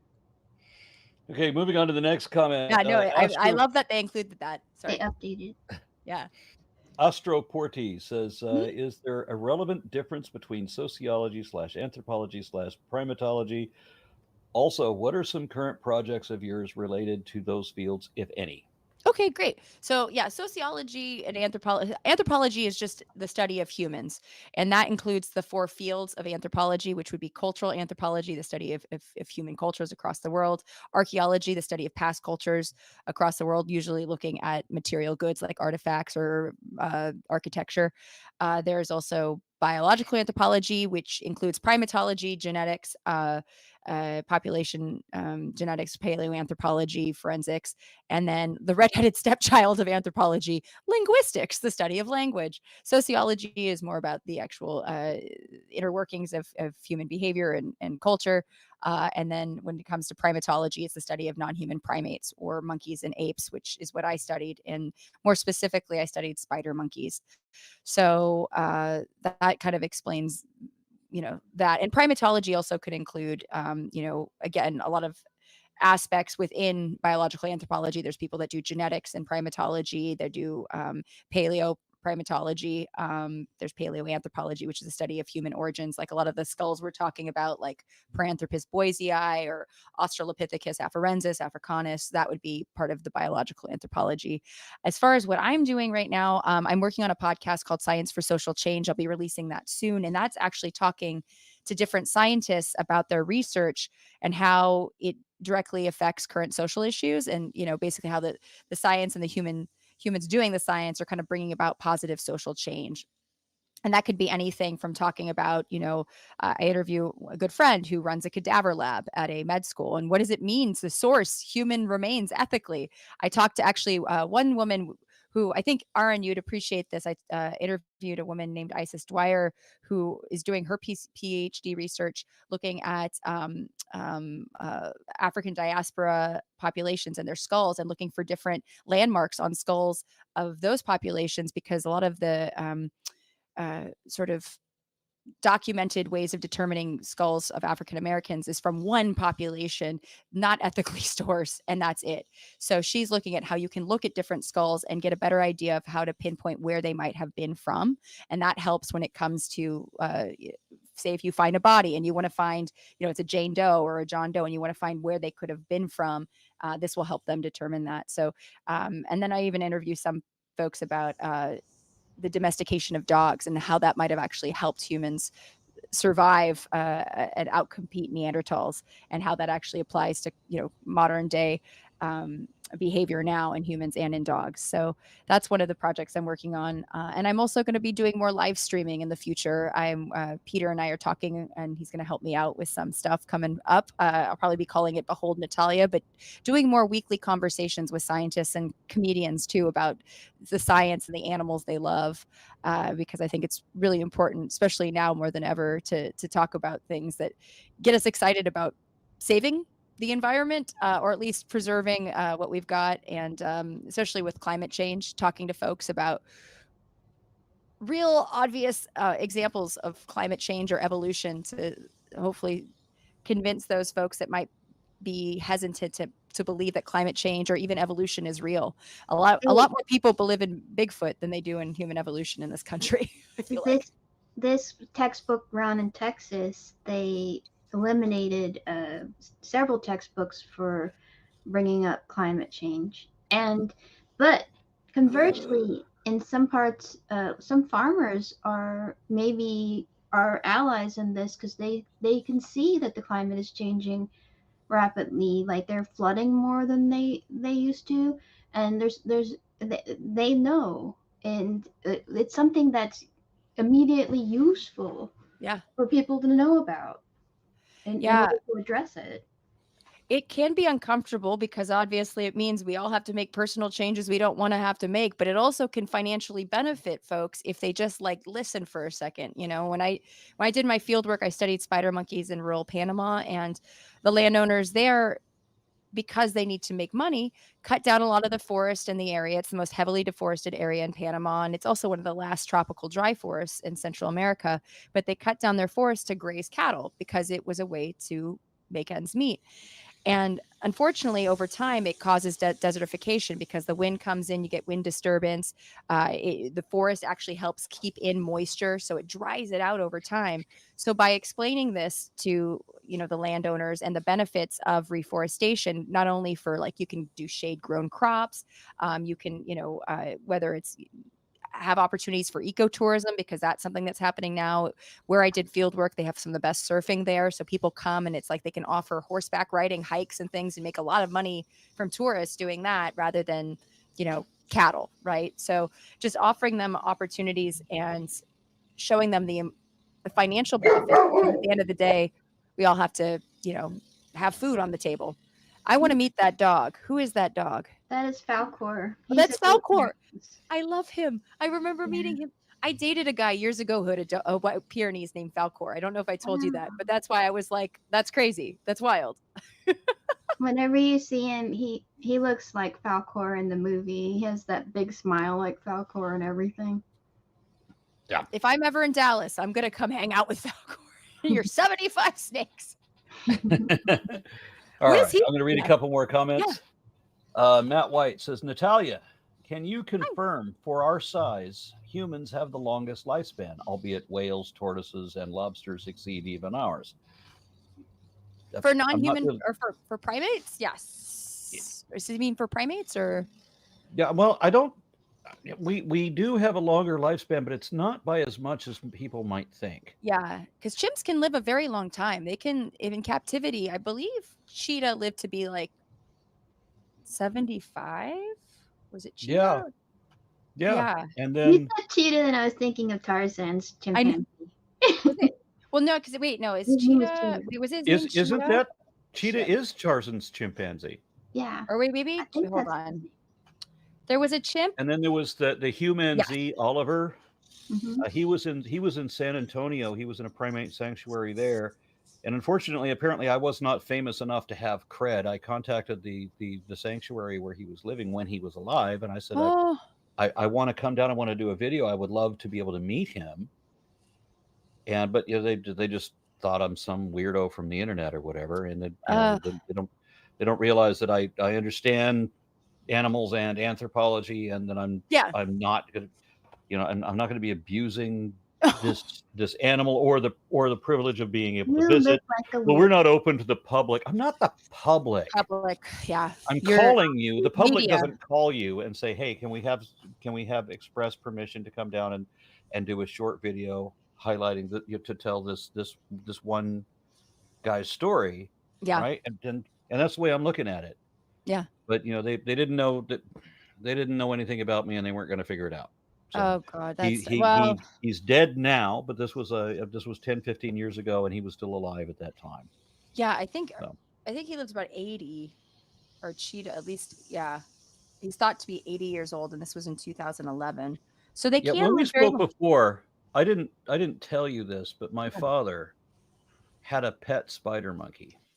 My great grandma had a pet spider monkey. What? What Right. was your Yeah. father's spider monkey called? I can't remember. I never met the monkey because it was before I was born. It was when he was started dating my mom that he had this monkey. Did he And have to choose between her and the monkey? the thing was, my dad, I love and respect my dad, but he had this opinion that everybody that is not human is just a dumb animal. It don't feel nothing. Ooh. And so the monkey didn't have a happy ending. Oh no. My father did not know how to take care of any animal. Oh, that's sad. Yeah, certainly not. I keep a lot of pets. I know how to, and Yeah. mine are happy. I tell you, mine are happy. I can show you. I take mine out places. I took a venomous snake on a pub crawl, and just let her go, and she's wonderful. She loves it. She likes to go places. And we What's did her this name? yesterday. That's Tatiana. Tati. Fault. Oh, she just I sounds fun. I named her after the lead singer for Ginger. Oh my God. And her mate, which is in the enclosure behind me there, he's a false water cobra named Abath, who's named Hobbit. after the lead singer for Immortal, the Oh black my metal God. band from Norway. This is amazing. I love that. Oh my God. This is I want to watch My, an animated show about your animals personally. but my dad wasn't that way. He didn't look at non-human animals Yeah. as children with special needs. He didn't look at them as yeah, we can have them living in the wilderness, infested with mites, freezing to death, succumbing to whatever. Animals in captivity, if I'm not talking about commercial livestock, I'm talking about Mhm. pets. Watch them play. They have beds, they have toys, they have love, they have compassion, they have Yeah. medical care, and it matters. They live better, they live happier, just like we do. There's a reason we live in houses with heating, Right. because we're comfortable. And when we have pets, they're comfortable too, right? I made fun of my dog over here for sounding like a pig. We had a pig living in our house with us. This probably doesn't surprise you at all. No, that's just I would be weirded out if you didn't have a pig in your house. What? Yeah, it caused me to it seriously it about cost me my love of bacon. Oh, It's hard to live with a pig and still eat bacon. I can You're like, imagine. yeah, Yeah. just imagine somebody's going to feed you dog. Oh, Yeah. yeah, I haven't had an endotherm since 1995, so, I'm good that way, but, and that's just because I love animals. I personally, I don't care if other people do, but I don't I can, I'll get it somewhere else. So, Yeah. but yeah, what was I gonna But say? my dad, my Yeah, dad had this pet spider monkey, and the sad thing is that the thumblessness yeah, of it. the hook This hands. cost me in arguments that I had with my father while trying to explain what the definition of a primate is, Oh. because his didn't have opposable thumbs. So what the Yep, fuck do I know about right. anything, right? Oh, no.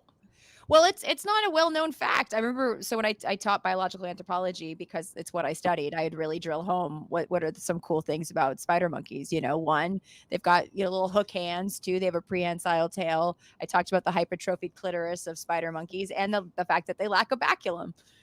So they knew all the weird facts about spider monkeys.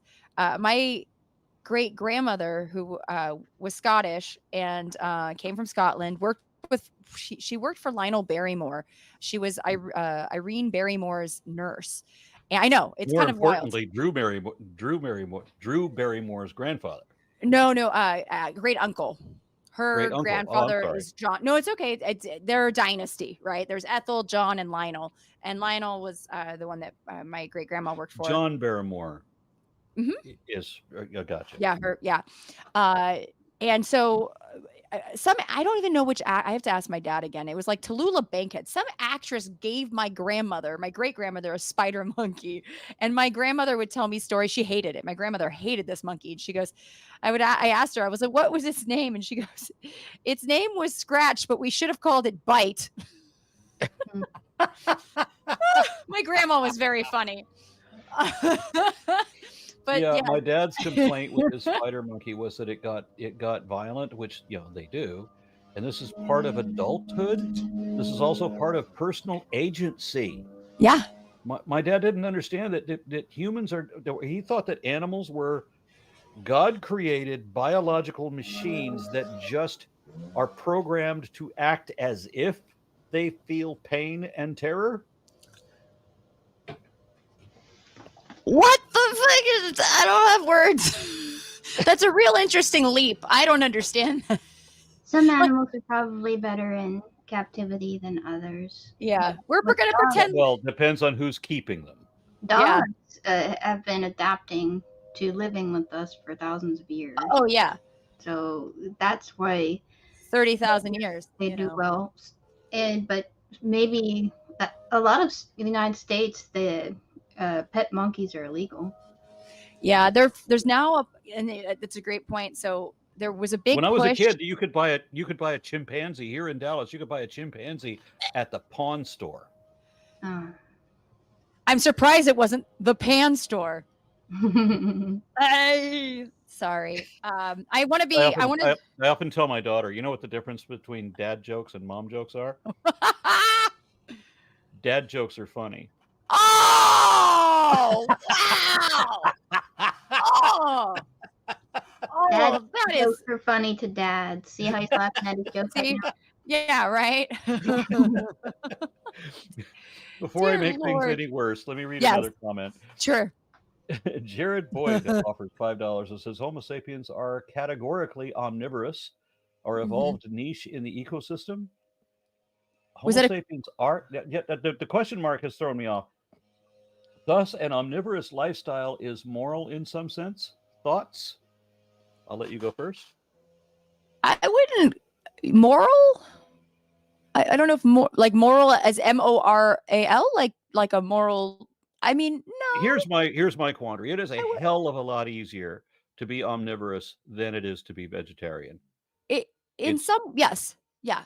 I mean, and so this is the thing with humans and meat eating. From what we can tell, is we're opportunistic hunters. If the food is there, if the meat is there, we take it, right? Like if we have an opportunity, like just like a lot of non-human primates. What look at chimps, you know what I mean? That day to day, they are mostly vegetarian, just because that's what's easily available. But if a red colobus, gets a little too close, guess what? That red colobus is going to become, din. And same with like we talked about. I think we talked about. Did I talk about the female hunting last time around? Maybe I didn't. So another cool I want to example. say yes, but I I don't feel like we remember might. what details. So you may have to So do it again. sure, real quickly. So chimpanzee males, our closest genetic relatives are bonobos and chimpanzees, and chimpanzee males are known for being pretty darn violent with each other, but also they form these groups and they will do group hunting where they will usually go after a black and white colobus, or they really, really love red colobus monkeys. And they'll go and they'll hunt and they'll kill a monkey. And oftentimes they'll share the spoils with each other. So it's also an interesting opportunity where they're actually sharing food, which is, sometimes one would question why, I mean, if they don't have to, why would they? But it's kind of a nice bonding moment, and it probably helps form the coalitions that they have in their group. They use that as an example of like, look at the male, the hunter, the females are meant to gather. It's like, well, actually, they found in Senegal where Jill Preetz was doing research and her team saw that female spider monkeys were not only hunting, they were using tools to hunt. They would take sticks and take off the branches and find hollow points or points where there could possibly be a bush baby or a galago in the tree and stab them and eat them. So not only were they hunting with tools. Which is pretty darn badass. Spider So monkeys? no, these are chimpanzees. Yeah, chimpanzees. Yeah. Spider monkeys are frugivores. They will eat, like, for instance, if they find a bug or a lizard or thing, like, they're opportunistic, right? But chimpanzees definitely much more meat eating. I think I was watching a video yesterday where there's a deer eating a bird. Yeah. Yeah. Sadly, Yeah. it was a live bird and it ate it anyway. But I mean, yeah, You're hungry. even deer You're and hungry. cattle and horses have Yeah. all been seen eating meat, even hunting meat. Yeah. I mean, Nature is scary. yeah, it really is an eat or be eaten world, quite honestly. Like, I always say that, I think cat owners are the most crazy people on earth, not because they're just like a crazy cat person, but because they live with an obligatory carnivore that 70% of their diet has to come from meat. And we are just two hot buns away from being a literal manwich, like that's what we are. So I think, The people other like problem with having cats is it really limits what else you can have. it really does because they will try to eat it. I'm How always, yeah, we domesticate predators a lot, like right. cats and dogs. Mm-hmm. And predators have this ability, because we're predators too, Yeah. to feel compassion and empathy too. Yeah. But they're killers.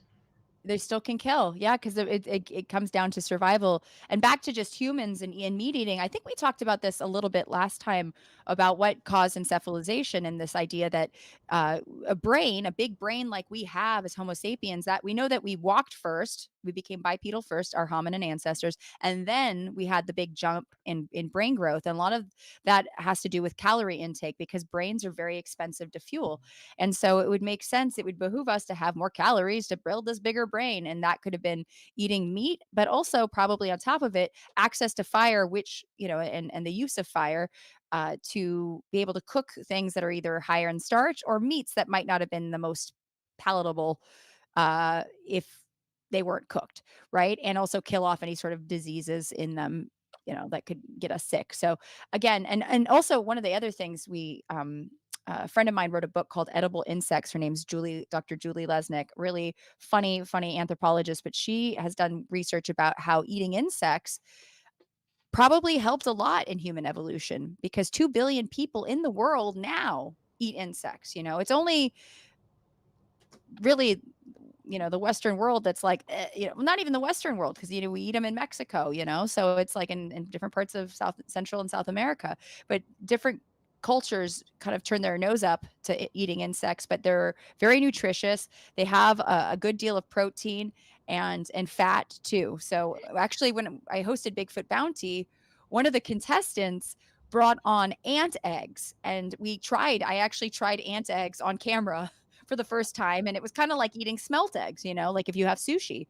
So, it had that sort of like that sweet pop when you put it in your mouth, and that actually might have been a big contributor to brain growth. That right there is Falkor. Falkor is so beautiful. Oh my God. Look at him. And who's the little guy in the back? That is our Dorgie. His name is Bowie because he has one blue eye and one brown eye. Oh my God. Heterochronia. This is amazing. So wait, hold on. I see Falkor, the Dorgie, and then or Bowie, and then I see the Odin. I think, is that Odin on the couch, or is that a different one? That's the boxer. His Oh, name is Borgnine. Borgnine, yes, like Ernest. Okay, yeah. Ernest Borgnine. Oh my God. What Odin's the bulldog. He's shorter. Hold on, Raisin, do you want to say hi to this crew, this motley crew of mutts? Because I feel like I feel like my dog could. Raisin, do you want to say hi? She's a lump. Hold on. Mm-hmm. Raisin, come here.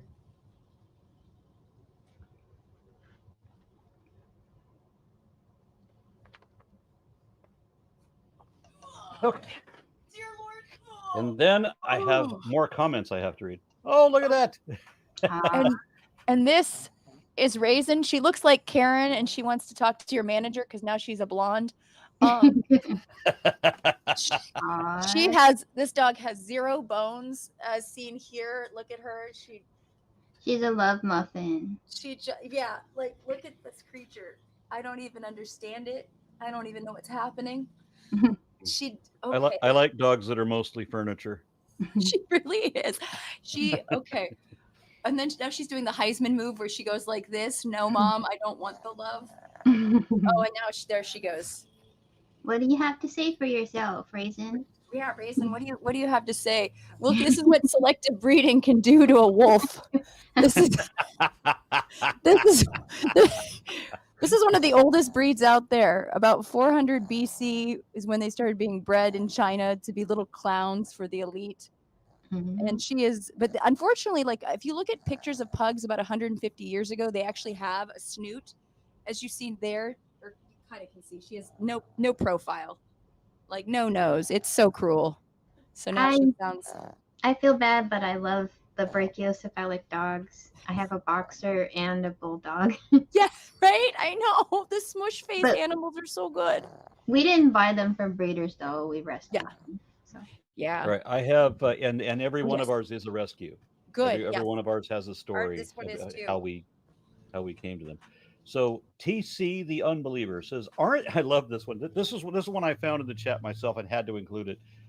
TC the Unbeliever says, "Aren't Sasquatches supposed to be psychic and transdimensional?" Sorry, I got here late. I love this question so much. Yeah, I hope so. Maybe that's why they know when we're coming, and that's why we can't find them, because they're psychic, and then they're just going from dimension to dimension. It makes perfect sense. I'm all Yeah, about it. Given everything else I've told you so far today, this one thing may seem a little weird, but I have an ordination with the Church of Bob, the Church of Subgenius. Oh, yes, of course. And part of the doctrine of the Church of Bob is that the subgenii are not descended from Homo sapiens. We are descended from Bigfoot. Oh my God, I did not know this. This is hilarious. What? That is so funny. My dad's name is Bob, and that checks out, because he's. Are you familiar with the Church of Bob? I'm not. That's why I've heard of it, but like I don't know anything about it. I Okay, just you kind of have tossed heard of it. around. You have heard Yes. of it. Okay. Yeah. No, I just don't know much about it. That's why I was like, wait a minute. All right, I'm gonna send you a video. You gotta Please do. go look up their recruitment video. Oh my Hysterical God. stuff. Oh, I This was was the first parody religion that I became aware of. It was in the late '80s, early '90s when I discovered them. okay. And since then, the founder Ivan Stang, and I've been to his house a couple of times. We've done barbecues and stuff together. I'm proud to say he's a friend of mine. But he created this religion that is just that I read their material, I watched their videos and everything. Just and this is in the late '80s, early '90s. Just hysterically fucking funny stuff. Just I love it. beyond irreverent. Oh, good. Okay, that's my jam right there. All right. No So reference. then James Hampton says, can you discuss the ridges and metatarsal break footprints? Also, are you familiar, because there's two questions here at least. Also, are you familiar with Thinker Thunker, who analyzed vocals with spectrograms and does proportional limbs and torso analyses? Thinker Thunker, I don't know. I mean, I know that they've done vocalization, like looked at them and whatnot. But I mean, again, vocalizations, unless you have DNA, and even like that's why I like the mid tarsal break in terms of footprints. That is easily faked. It has been faked in the past. Like people have actually set out to fake a mid tarsal break and create that, and it's actually not that hard to do. A lot of the footprints have been debunked in terms of either being bear tracks in the Himalayas. That was I've done a couple television shows where they actually had me look at different tracks and things of that sort, and I've lined them up with bear tracks, and they're like, okay, I guess you're right, but these are things that you can look for when you're looking for, a biped versus something that's walking on two legs versus something that's walking on all fours, because there's, different, the way that the foot comes off and the actual like heel toe strike, you're going to see a difference between the two. But that's something that can be faked very easily when it comes to prints. And so that's why it's the gold standard nowadays is DNA. And so like even things like photographs are not going to cut it. Things like footprints are not going to, give me, if you have a footprint, what I would challenge you, for instance, if you do find a footprint and you think like, okay, this could potentially be a Sasquatch, get down on the ground and see if you can find hair. See if you can find any scat. See if you can see something that like a half-eaten apple. grab that, you know what I mean? And then you can get environmental DNA off of those things. Yeah, interestingly, that you mentioned one of these with the spider monkey that has been propped up by the stick. There was Hmm. another famous photograph from like 1930, something like that, where a guy's holding up. He's got the legs and he's holding up a grasshopper that's 3 foot long. Oh Did my you ever God. see that photograph? No, I would love to see that though. Yeah, it's a photo from like 1930. It's like from the Great Depression era, and he's holding up this Wow. mammoth fucking grasshopper, just to prove that it exists. Yeah. But it was a carving. Wow. It's a very believable, high detail carving, which is an incredible Yeah. detail Feet. for something from 1930. It looks like somebody put a grasshopper under a microscope to make sure that their carving was exactly correct. But it's a massive. So people bought into this, right? Yeah. And then there's this meme that we see, that's this great joke about how you have all these religious claims until until the invention of photography, and then suddenly drop off, Yeah. and then they resume again with the invention of Photoshop. It's just scary. It's scary. And then now we're gonna have deep fakes too. You know what I mean? Like now you have that's what I was just part of the whole Are we screen. talking about where I've seen these where you can just have a computer animate somebody and have them say things they never said? Yes. Yeah, yeah, I'm That's bothered by scary. that one. That's I mean, especially like I don't know, being part of the Screen When I Actors Guild. saw 19-year-old Sissy Spacek and 70-year-old long dead Peter Cushing both show up in the Star Wars sequels. Oh God. Yeah, I how don't are you having these actors on here? yeah. It looks completely believable, magnificent technology, but Peter Cushing died a long time ago. We know he didn't say these lines. Right. Well, that was one of the big problems with the SAG strike, and it's still kind of gonna be an interesting road ahead because they approved the contract. One of the AI discrepancies is if you can give away your rights to have your image used, for AI in perpetuity, but if you say, for instance, if somebody has died, they can either go to the estate or the Screen Actors Guild can decide, yes, we want to use it. So that all of a sudden kind of potentially makes them almost an agent where they can like, yes, use our client. But that's also really scary because then they can make that choice to choose to use somebody that's already dead, pay a less, a smaller fee potentially, or, maybe a one-time flat fee versus using somebody that is currently alive, living, and using their actual voice rather than having it created, via AI. So there's a lot of stuff out there that is pretty darn scary. I feel like Bigfoot definitely needs a deep fake, although it would just be blurry deep fake. All right, so you did the thing about the metatarsal break footprints, Mhm. and yeah, I think you mentioned the vocals with spectrograms. What about this proportional limbs and torso analysis? Do you know what they're talking about I mean, there? I think that you're probably looking at Alan. Well, I mean, there's you can do I do this in my classes when I teach human variation, where you could actually do measure your arms and limbs and figure out like the ratio versus like non-human primates or like what a knuckle walker would have, forelimbs versus hind limbs, and what a biped would have. But I think that's what they're referring to, but I'm not 100% sure. So if they could be a little bit more clear that way. Gotcha. I mean, I don't And know if are they talking about, because I know that like with Patty, they're talking about like the arm swing and things of that sort, and they're looking at the distance between but the footprints. yeah, but But we saw yeah, the guy who wore the costume. yes, we know who he is. Yeah, yeah, I know. Somebody in the comments, or so actually, one of the things I will address a couple things. Somebody in the in the comments actually said it had never been debunked. It has been debunked, and somebody else said that chimps have fur on their boobs. They don't. If you look at pictures of chimpanzees breastfeeding, you will see that there's no fur on their nipples or anything like that. Just to answer that question that I Well, saw that's in the just chat. When because we went to the Amsterdam zoo, they had gorillas there, and there was a female gorilla with nice shapely boobs, but no fur on them.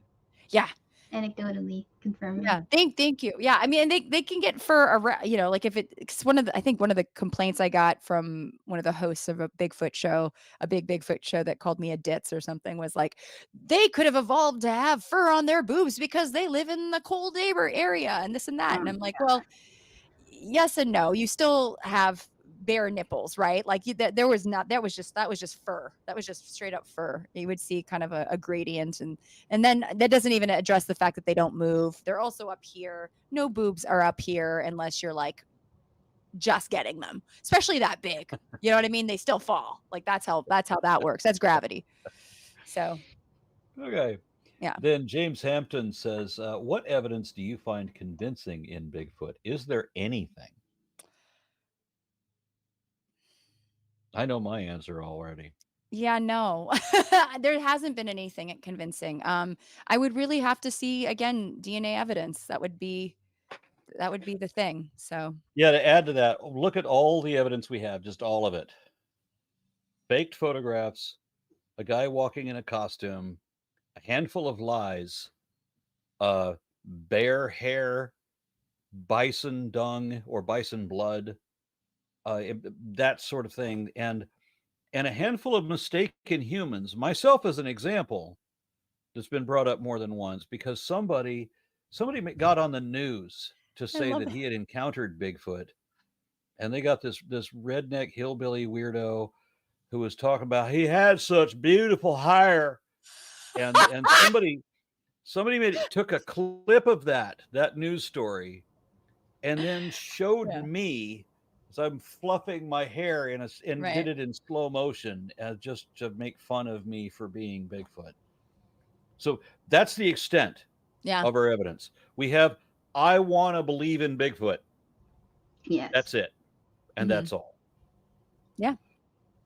It just And makes it more rational sense, and the evidence points to that it's folklore. and there's nothing wrong with folklore. You know what I mean? Yeah, It's okay. It's fine to have folklore. And I think it's wonderful to have that. I one thing I do want to make clear, and I do try to be mindful of, is there are a lot of cultures that have this built into their belief system, or at least they have very strong stories. So I never want to tell them, no, you're wrong. You know, that's not where I'm coming from. I'm not sitting here to be like, well, you got that wrong. You know what I mean? All I'm saying, I want to do I that, don't but believe that's it. because I'm a dick. Yeah. I generally I love these stories. I think I enjoy them. I was going to point out, because I think it's really cool. A friend of mine, he goes by JJ Dupuis. He wrote a whole Bigfoot series. It's called the Lake Crescent series, or the Creature X Mysteries.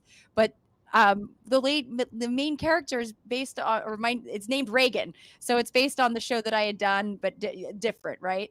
And I love it. Like I read it and I was like, this is great, because it makes me so excited to, yeah, I don't know, get jazzed about finding a mythical creature. I don't know. There's something beautiful about that, but that doesn't mean one of it's the real. exciting things about being Homo Yeah. sapiens to transmit our culture via language. So I find stories fascinating. They don't always have to be true. Yeah. They sometimes they preserve elements that are true, like culture, like the Iliad and the Trojan War, or something like that. Like not Yeah. all of it's true. Who knows if there's ever a Trojan horse? Right. I mean, And we talked. people ask all the time, why don't we find evidence of the Sasquatch, and they'll bring up the Gigantopithecus thing, but you run out of excuses at some point. So my favorite excuse is where the Sasquatchy came and collected Elvis and then went Mm, home in their flying yes. saucers. That's great. Yeah, I don't know. It's flown by Tupac. That's the thing I was Yeah. wondered about Mhm. with alien stories. A lot of the pictures of them, they don't have clothes, and Sasquatch and Bigfoot don't have clothes. They're Like, nudists. why Yes. don't? Yeah, they're And that like alien nudists. exactly, which Yeah. I appreciate that, because I think clothes are very much overrated, and they lack that puritanical sort of filter that humans have, which I think is, I don't know, I think it makes them a bit more endearing personally. But Yeah, they're I have just a out. slightly different opinion on the clothes thing. I don't think that the clothes are supposed to prevent us from going mad with lust. It's because there's only a small percentage of us that actually look better naked. oh my God. That well, God, this reminds me, I don't know if this is the best thing to have someone tell you. I remember I was doing a headshot shoot when I was probably 23. So I'm like a child and I'm super insecure because, actress in her 20s. And the photographer, because I just didn't feel comfortable in the clothes I was wearing, he was like, yeah, you're like one of those people that probably just, looks better naked than in clothes. I was like, I don't know what that's even supposed to mean, sir. And I probably think you shouldn't be a photographer. I think that's And probably what that probably means. shouldn't be picturing that. No, and And please get it out of your head. Yeah. yeah. One thing I wanted to mention too about Bigfoot, and I think this goes for a lot of these stories, especially the Bible, where it's a bunch of stories and parables, is that a lot of stories are told in the beginning, start off in the beginning to kind of keep people and kids in line. Right? Like a boogeyman, like a monster, Mhm. like the thing under your bed, like you better do And your homework or Bigfoot's gonna, yeah, exactly. You better be Krampus. nice. Yeah, you better be nice or Krampus is gonna eat you or Mhm. Santa Claus is gonna give you some coal. And with climate change, that's probably not a good idea. So we probably should be nice. But yeah, I do think that sometimes these stories also serve a purpose and a role to kind of keep us, hey, I better be good or else Bigfoot's going to come and tickle me in my sleep. And we, because we know about that. That's the thing that Bigfoot does, right? He's a chronic tickler. Oh, that's funny that they added that element to it. Yeah, there you go. Well, yeah, I can I'm a big I confirm. just made that up. Yeah. Abe. Yeah, Oh, I my believe too. wife is so Because it's it's so almost so frustrating. preposterous. It would totally fit. Yeah, right. Yeah. It's so frustrating that my wife is not ticklish. It What? drives me mad. My wife is not ticklish, so I I feel wish. like I assault her nightly, I don't but to no want to admit avail. if I am ticklish because that would encourage him. And he what he thinks is tickling is like burying his fingers in between my muscle fibers. That's not Oh, true that because I go is that visit a my daughter. massage? I go to visit my daughter, and I can tickle her to hysterics, and I don't even have to physically touch her. All I do is go, I know that and prevents she Yeah. collapses in pudding on the floor, giggling the because she pain. knows Oh it's coming. man. Yeah. It's been the longest time since I've actually tickled her. I just make the He's moves like I'm protecting gonna, himself from the Yeah. pain. and she She collapses. laughs before you actually tickle her. Yeah. Somebody, but by the way, I just want to address this. Somebody said something, where is it? Mr. Krynen, just so you know, he said, Natalia, that's not the traditional function of the wild man in folklore. I do understand that some folklore has that, but there are multiple representations of the bipedal ape creature, and some of them are more terrifying than others. So, but yeah, and some, yeah, they're not. Bigfoot's not supposed to be some bad dude, but The boogeyman. yeah, in some cases, it very much not so. But that's what I'm saying is that there's so many different representations of a bipedal cryptid throughout the world. That's what's kind of awesome about it too, and there's different interpretations. So I do, and also I'm a comedian, so I make jokes sometimes. I know it's scary. Sometimes it happens. So, Bigfoot is not a tickle KK, monster. You had me going there I because know. you like your he's an authority as 8 foot tall primatologist. tickle me Elmo. Oh my god! Wouldn't that be amazing? I would love that. I would just be, I've come to take. Well, in the pilot that I wrote, it's so I read. You ever write something and you go back and you read it and you're like, what the heck did I write? But Bigfoot's character, there's a big giant panty pile, and they're like, we don't know what it's for. We don't know if he wears them or if he eats them or what it is. And like, I think at the end of the pilot, he's wearing them on his head when he encounters the woman, the lead of the show, and she's like, wait, what is that for? Is you wear them for decoration? He goes, oh no, this is just a snack. You know what I mean? So again, I'm down to make up weird things about the creature, because goodness knows. I mean, if Something you're Bigfoot, anybody can be Bigfoot. I'm not just Bigfoot. I'm also the only true story in the Weekly World News. But something happened to my wife's camera or connection. I'm a little concerned about that. I'm going to try to read some more comments here. There she is. Welcome back. Yay! I hit stop cam instead of mute because I didn't want to make clicking noises with my mouse. All right. KK2 Swag says, what is your opinion about the works of people like Dr. Jeff Meldrum and the late Dr. Grover Krantz, who have been advocating for the existence of Bigfoot or other relict hominins? Yeah, I mean, I'm familiar with both of their work, especially because of the show. They've been interviewed on a lot of different other shows slow Are that they research. your Tim Dinsdale? Kind of, yeah. Grover Krantz for sure. Grover Krantz passed away several years ago. In fact, his skeleton is in the Smithsonian. He had an Irish wolfhound, and his Irish. There's a great. Actually, you would love this photo. Oh my God, Aaron, you would love this. Both of you would love this. It's essentially there's a photo of Grover Krantz with his giant. He was very tall. He was a Bigfoot himself, and his giant Irish wolfhound is jumping up on him like this. And they recreated that photo in skeleton form with his dog and with his skeleton.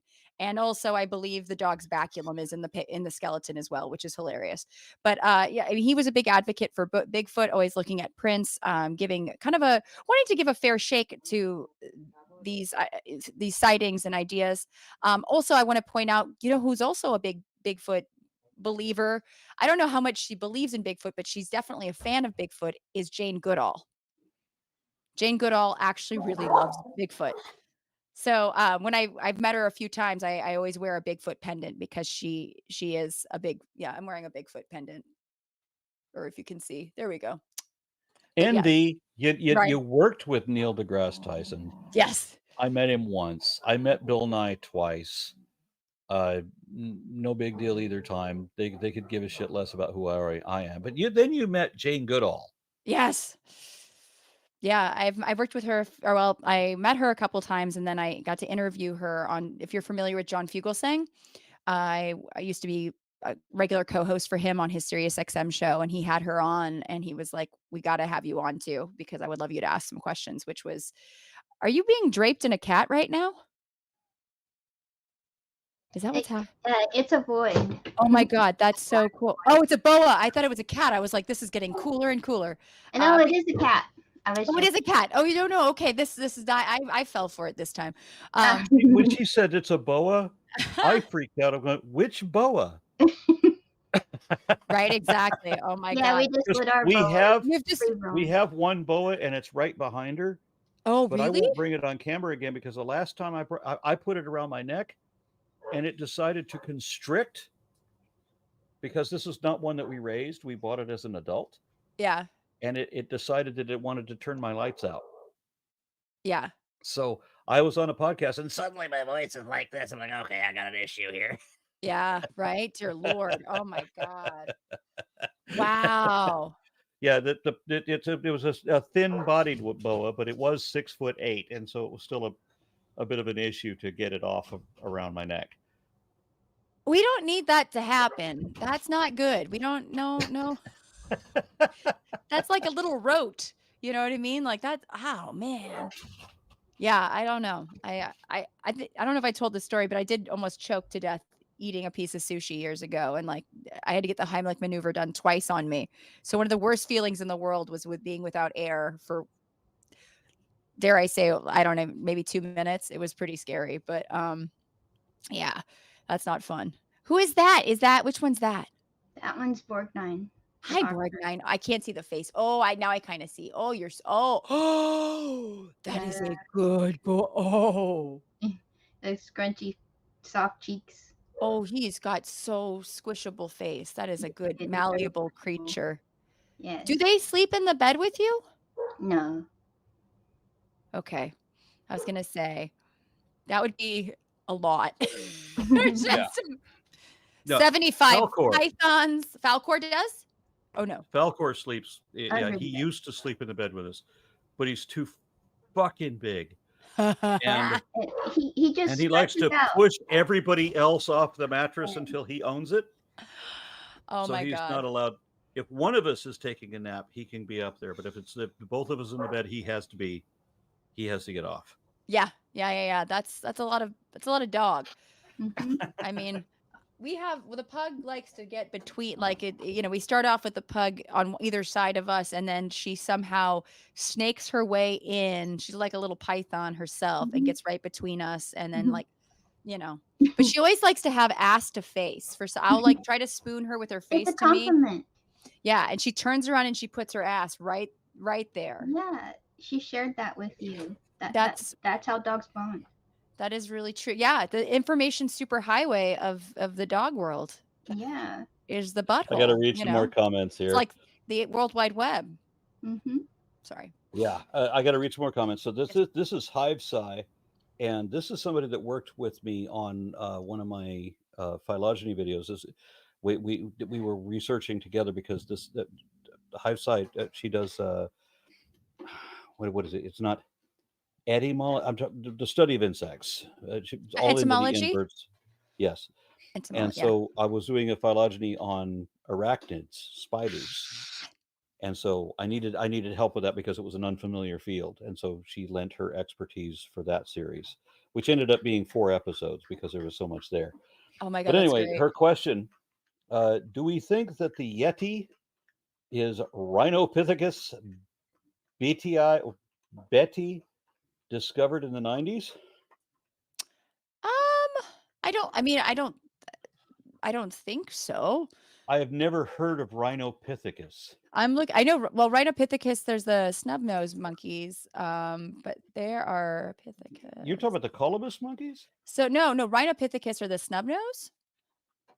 So if you know what a snub here. I don't. They I'm don't have a nose.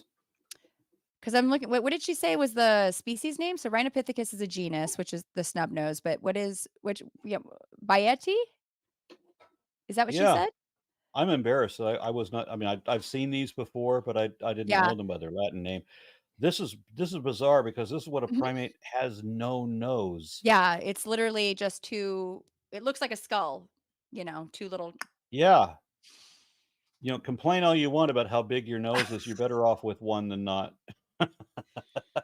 I mean, ask Raisin because she can barely breathe. She is. Having no nose is not a good look. Yeah, no. It's not a good look, and it also makes breathing terrible. Oh, hi, Ask hello, Voldemort. Voldemort. Yes, right.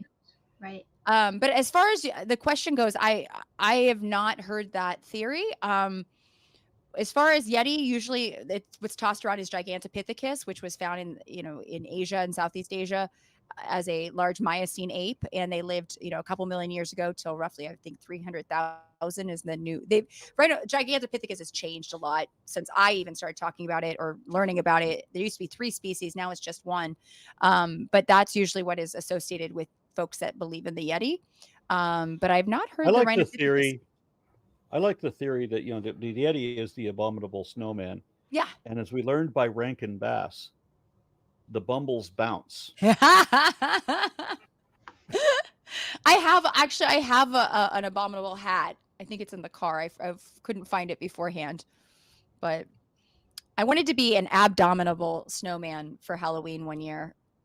Yeah, I Yeah, was going to make that joke. You beat me to it. sorry. Actually, that's funny. But I wasn't Okay, yeah, sorry. I was go just gonna ahead. say I was Ab Fab one year. I was a Dina from Ab Fab, and I had the hair, and then I had an ab suit on, and that was my Ab Fab. So Okay. if you're familiar with So Patsy and Adina. I remember a friend of mine. He had a little bit of a speech impediment. He would say things like "abdominal snowman," but then one day he meant to say, "Let's order Domino's pizza," and he said, "Let's order abdominal pizza," and he did it in a room full of people who just loved that. Anyway, Jason Jones says, "Why haven't we heard the name of El Cuco Grande, Mr. John Keel, our savior who brought the lamp of truth to Mothman and splatted his nemesis with a big shoe?" Well, I'm, shit on a brick. I'm going to ignore that one. I don't know what to say about that. Zach G says, "What is it that discovered the old Bigfoot footage you were talking about? What is it that, disproved the old, well, the guy who wore the suit. He came out. Yeah. The guy who wore, and the guy who made the recording, Yeah. who confessed on his deathbed, and then the guy who wore the suit who said, "Yeah, that was me." Yeah. So And he also, we yeah, the generally shop. take confessions seriously. Yeah. And also the shop where he got it, it was owned by a man named Philip Morris, which I thought was funny because he supplied Marlboro. the smoking gun, right? So, right there you go. He was a real Marlboro man, and yeah, so that it was a confession is a confession. So, and somebody said something again, giganto about it being a Australopithecine. No, Yeah, to to why would a to Gigantopithecus tropical jungle primate be in the Himalayas? why would it be there? Just slightly different climate. Yeah. Why would it be there? Or are you asking me legitimately, or are you saying that? Somebody said that Oh, that the Yeti was supposed to be Gigantopithecus. Nobody ever yeah, said, except for Rankin Bass, that that Yeti was supposed to be extra huge. yeah. Yeti was just supposed to be a non-human primate living, or a hominid living in, or maybe homoine living in the Himalayas. Yeah, yeah. yeah, yeah. No, it wouldn't make sense that Gigantopithecus would be there. Also, what diet would it have eaten? Because Gigantopithecus was a big eater of bamboo. It had teeth designed for that. So, I mean, again, it would have had really no access to the diet that it would have been able to You're thrive on. saying there's not a lot of bamboo in the Himalayas? Or baboons. Yeah. They're I don't know how high it grows, but I don't, it is like a weed. It grows pretty darn fast and pretty well. I learned that the hard way growing up. My dad planted I'm going to call it baboon again. He planted bamboo in our backyard in here in Los Angeles, and it just went out, it went crazy. It was all over. My mom was like, "We can't get rid of this stuff." You So, need What a I thought about Gigantopithecus. yeah, we needed a panda or a Gigantopithecus. Yeah. Yeah. what I thought was interesting about that is that bamboo is grass. That This is true. Yeah. just mow it. Okay, so TP Seeker says, have you discussed the frame by frame Patterson Gimlin film? To me, it looks like it was pieced together. Way the fur looks like there's seams when moving, unlike how an animal fur doesn't bunch up. Yeah, that was early on in our Mhm. discussion, but yeah, I think we did cover that. Yeah, I mean, I went through the tatas, how the sweater cows don't move, they're covered in fur, and they're not affected by gravity. It's supposed to be a mature female. That is not how mature female breasts look at all, whether they're non-human or human primates. So that was my takedown, on top of the fact that it does look like a suit, on top of the fact that there was a confession that it was hoaxed.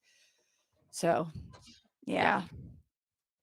So that, oh wait, we got one more comment just popped in. Says But James wait, Marshall offers $2. Thank you. And says yay. Bigfoot is definitely real. He's in the call. I wish. I would love that. I mean, he is on the call. He's right now on the call. He's got fantastic hair. He's got 75 snakes. This is just like, I feel like The if call Bigfoot, is coming from inside. yeah. I feel like that would be really a great plot twist if you're just Bigfoot and you're like, finally, somebody wants to talk about me on Yeah. the show. Hmm. Do you shave every day so you can have this face? Like you just shave the whole, yeah, no, no. He wants to You, have like the big dwarf beard that he can braid. So Yes. this is the limited areas where his facial hair will grow. Oh, yeah, I'm embarrassing. Oh, yeah, it just, Mhm. cousin mom and cousin dad only produced kids that have this much facial. oh. Look, okay, I'm gonna speak as a woman. My ancestors are from Scotland. They are a very hairy bunch. Like I probably have the similar type beard that I have to maintain.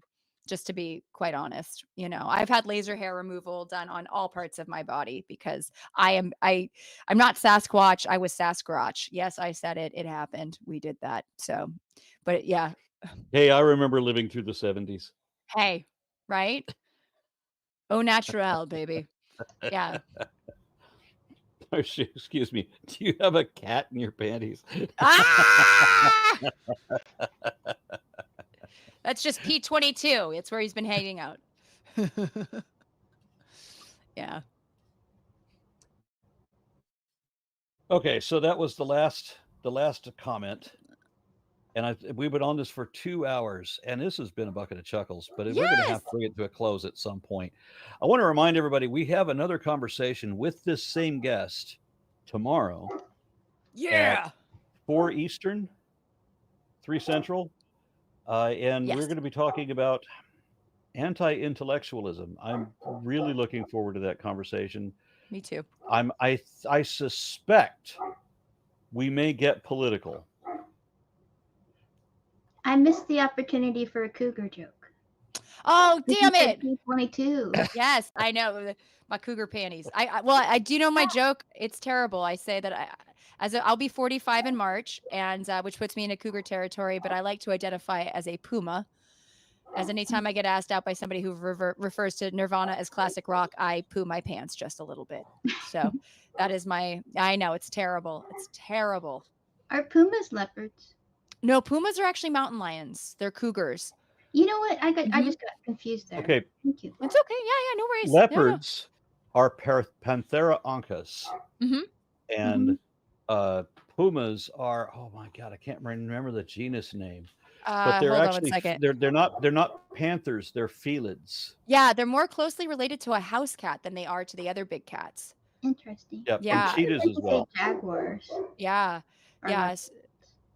They're closely related to leopards as well. They're the way you can tell them the jaguars are more robust in their build. They also have their rosettes have little dots inside them, but they are beefy fucks, honestly, jaguars compared to I leopards. was thinking of all the American type big cats. Yeah. Yeah. They're Yeah, super by cool. comparison, I mean they're the same size physically, but leopards are more like a house cat than the jaguar is. Wow. In face-to-face confrontation, the jaguar is a bigger deal, Mhm. even though they're the same size, technically. Yeah. I read an obscure fact about keeping leopards in zoos that for most anything else, they have a shelter that they all go to and get usher people to if something dangerous gets out, which happens. And they have like a code for it, but I forget what it is. I think it's like pick up your child, somebody, you know. Dear Lord. But if a leopard gets out, they shoot on sight the leopard because they are very. All you need to do Yeah. if a leopard gets out, just have an appropriate size cardboard box at the ready. Throw it out on the ground. The leopard Yeah. will get in it and be comfortable. Oh God, it's Yeah. true. I do animal like talks or these comedy shows for companies that hire me to talk about their team's favorite animals, and I love it because I a recent show I had 4 people whose their favorite animal was a type of cat. One was tiger, one was leopard, one was I think a mountain lion, and then I had a house cat. And I had pictures of all of those cats in cardboard boxes because the internet provides, all like tigers in little tiny boxes, just like you know On what I my mean? Facebook right now, on Boxing Day, I have a meme that's Kat's favorite holiday, Boxing Day. Oh my God, I love it. It's perfect. It really is. Yeah, but remember leopards are seeing a picture. terrifying. I remember seeing a picture of a leopard sitting inside of a cardboard box, just somewhere out in the wilderness. Mhm. And the caption is, "What is it with cats in boxes?" Yeah.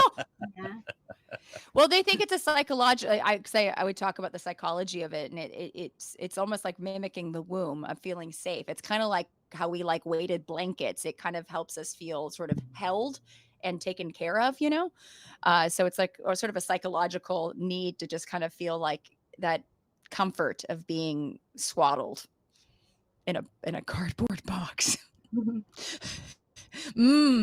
So much fun. It's an airplane. Right, My exactly. favorite kids. Right? It's my the Maytag box that you're like, "Oh, yes, this is my fort." And, Yeah. what was I gonna put in the moat? What kind of monitor lizards am I putting in my moat again? Malaysian water monitor. I want Varanus Malaysian. salvadori. Yes, I want Malaysian water monitors around my Maytag fort, please. That's what I want. And leopards. I want them maybe I don't know, would the leopards be riding them or vice versa? I feel like they're longer than the leopards, so maybe I don't know. Well, the biggest water monitor will weigh the same as an average leopard. Dear Lord. I love that. So, I don't know how much of your have you covered everything we need to cover on Oh this dear stuff? Lord, I think we covered a lot. I think. How do you feel? I mean, if anybody has any questions, I've done a lot of stuff. I have a list over here too that were like 10 questions every Squatcher must ask. Uh, yeah, primate, get to know your primate's reproductive strategies, diet. If anyone has questions about this stuff, dentition, locomotion, morphology, or ancestry, you can reach out to me personally and ask because I don't want to take up any more of your time. But I've made videos a lot about the differences in dentition and diet and the modes of locomotion of different primates, if that is of interest. So, yeah, and reproductive strategies is fun. Like, do Bigfoots live in a promiscuous horde? Or are they more solitary like orangutans? So, there's so many ways to Yeah, I can tell you do from Bigfoots. I can tell you from personal experience, one of the means of locomotion is hitchhiking. Yep. Yeah. You nailed that, right? I Bigfoot I is see also that yeah. Hive Science commented, and I think she is maybe an entomologist, if I'm remembering correctly. But she said, seems like I need to do a feliform phylogeny video. A lot of people seem confused about them. Well, that I was confused there, and Yeah, I'm lucky that I have Arn whenever I ask these questions because he I tells already me made a all video the called time. Feliform phylogeny. you did. Yeah, That's I awesome. did. No, Yep. it's a great idea. I mean, I was surprised when I found out because I was doing a video on P22 specifically about how they're more closely related to house cats than the other big cats, to the other big cats. So, they are. I joke that my dad has 8 cats. He basically lives with a mountain lion. Like if they all put on a trench coat, he'd just be living with a mountain lion type creature that could eat him in his sleep. So this is why I have to check One in of on my him all the time. commenters sometimes uses the name of 700 bees in a human suit. I respect that. Yeah, that All is right, so we're going to have another conversation with the same guest, Natalia, tomorrow, and it'll be 3 Central, and we're going to be talking about how do you want to preface this? My description was that the cultural trend toward anti-intellectualism. yeah, that works. I mean, and also we can talk about it even through the ages, how this has happened before, where people have sort of distanced themselves from science and how that, yeah, can be have Don't give away too much. okay. Yeah. We'll It save could it have for devastating tomorrow. consequences. Yeah. Okay. Yeah. By the way, do you have a Patreon or I something do. like that? I Okay, do. so I need to I be able. I need to put the link to that in this absolutely. chat. I will give it to you right this second. One moment. Is there some good holding music? You just put it in the private chat if you don't mind. Yeah, absolutely. I'm gonna do Yeah, and that then one I can second. share it that way. And I'm gonna have, just so you know, Science for Social Change. The podcast will be coming shortly. That's gonna be more of it's gonna be academic, but have comedy to it.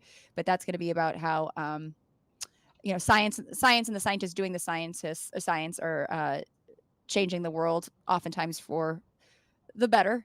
And yeah, I'll be doing more live streams as well in the future. So that should be a lot of fun. I'm very excited about that.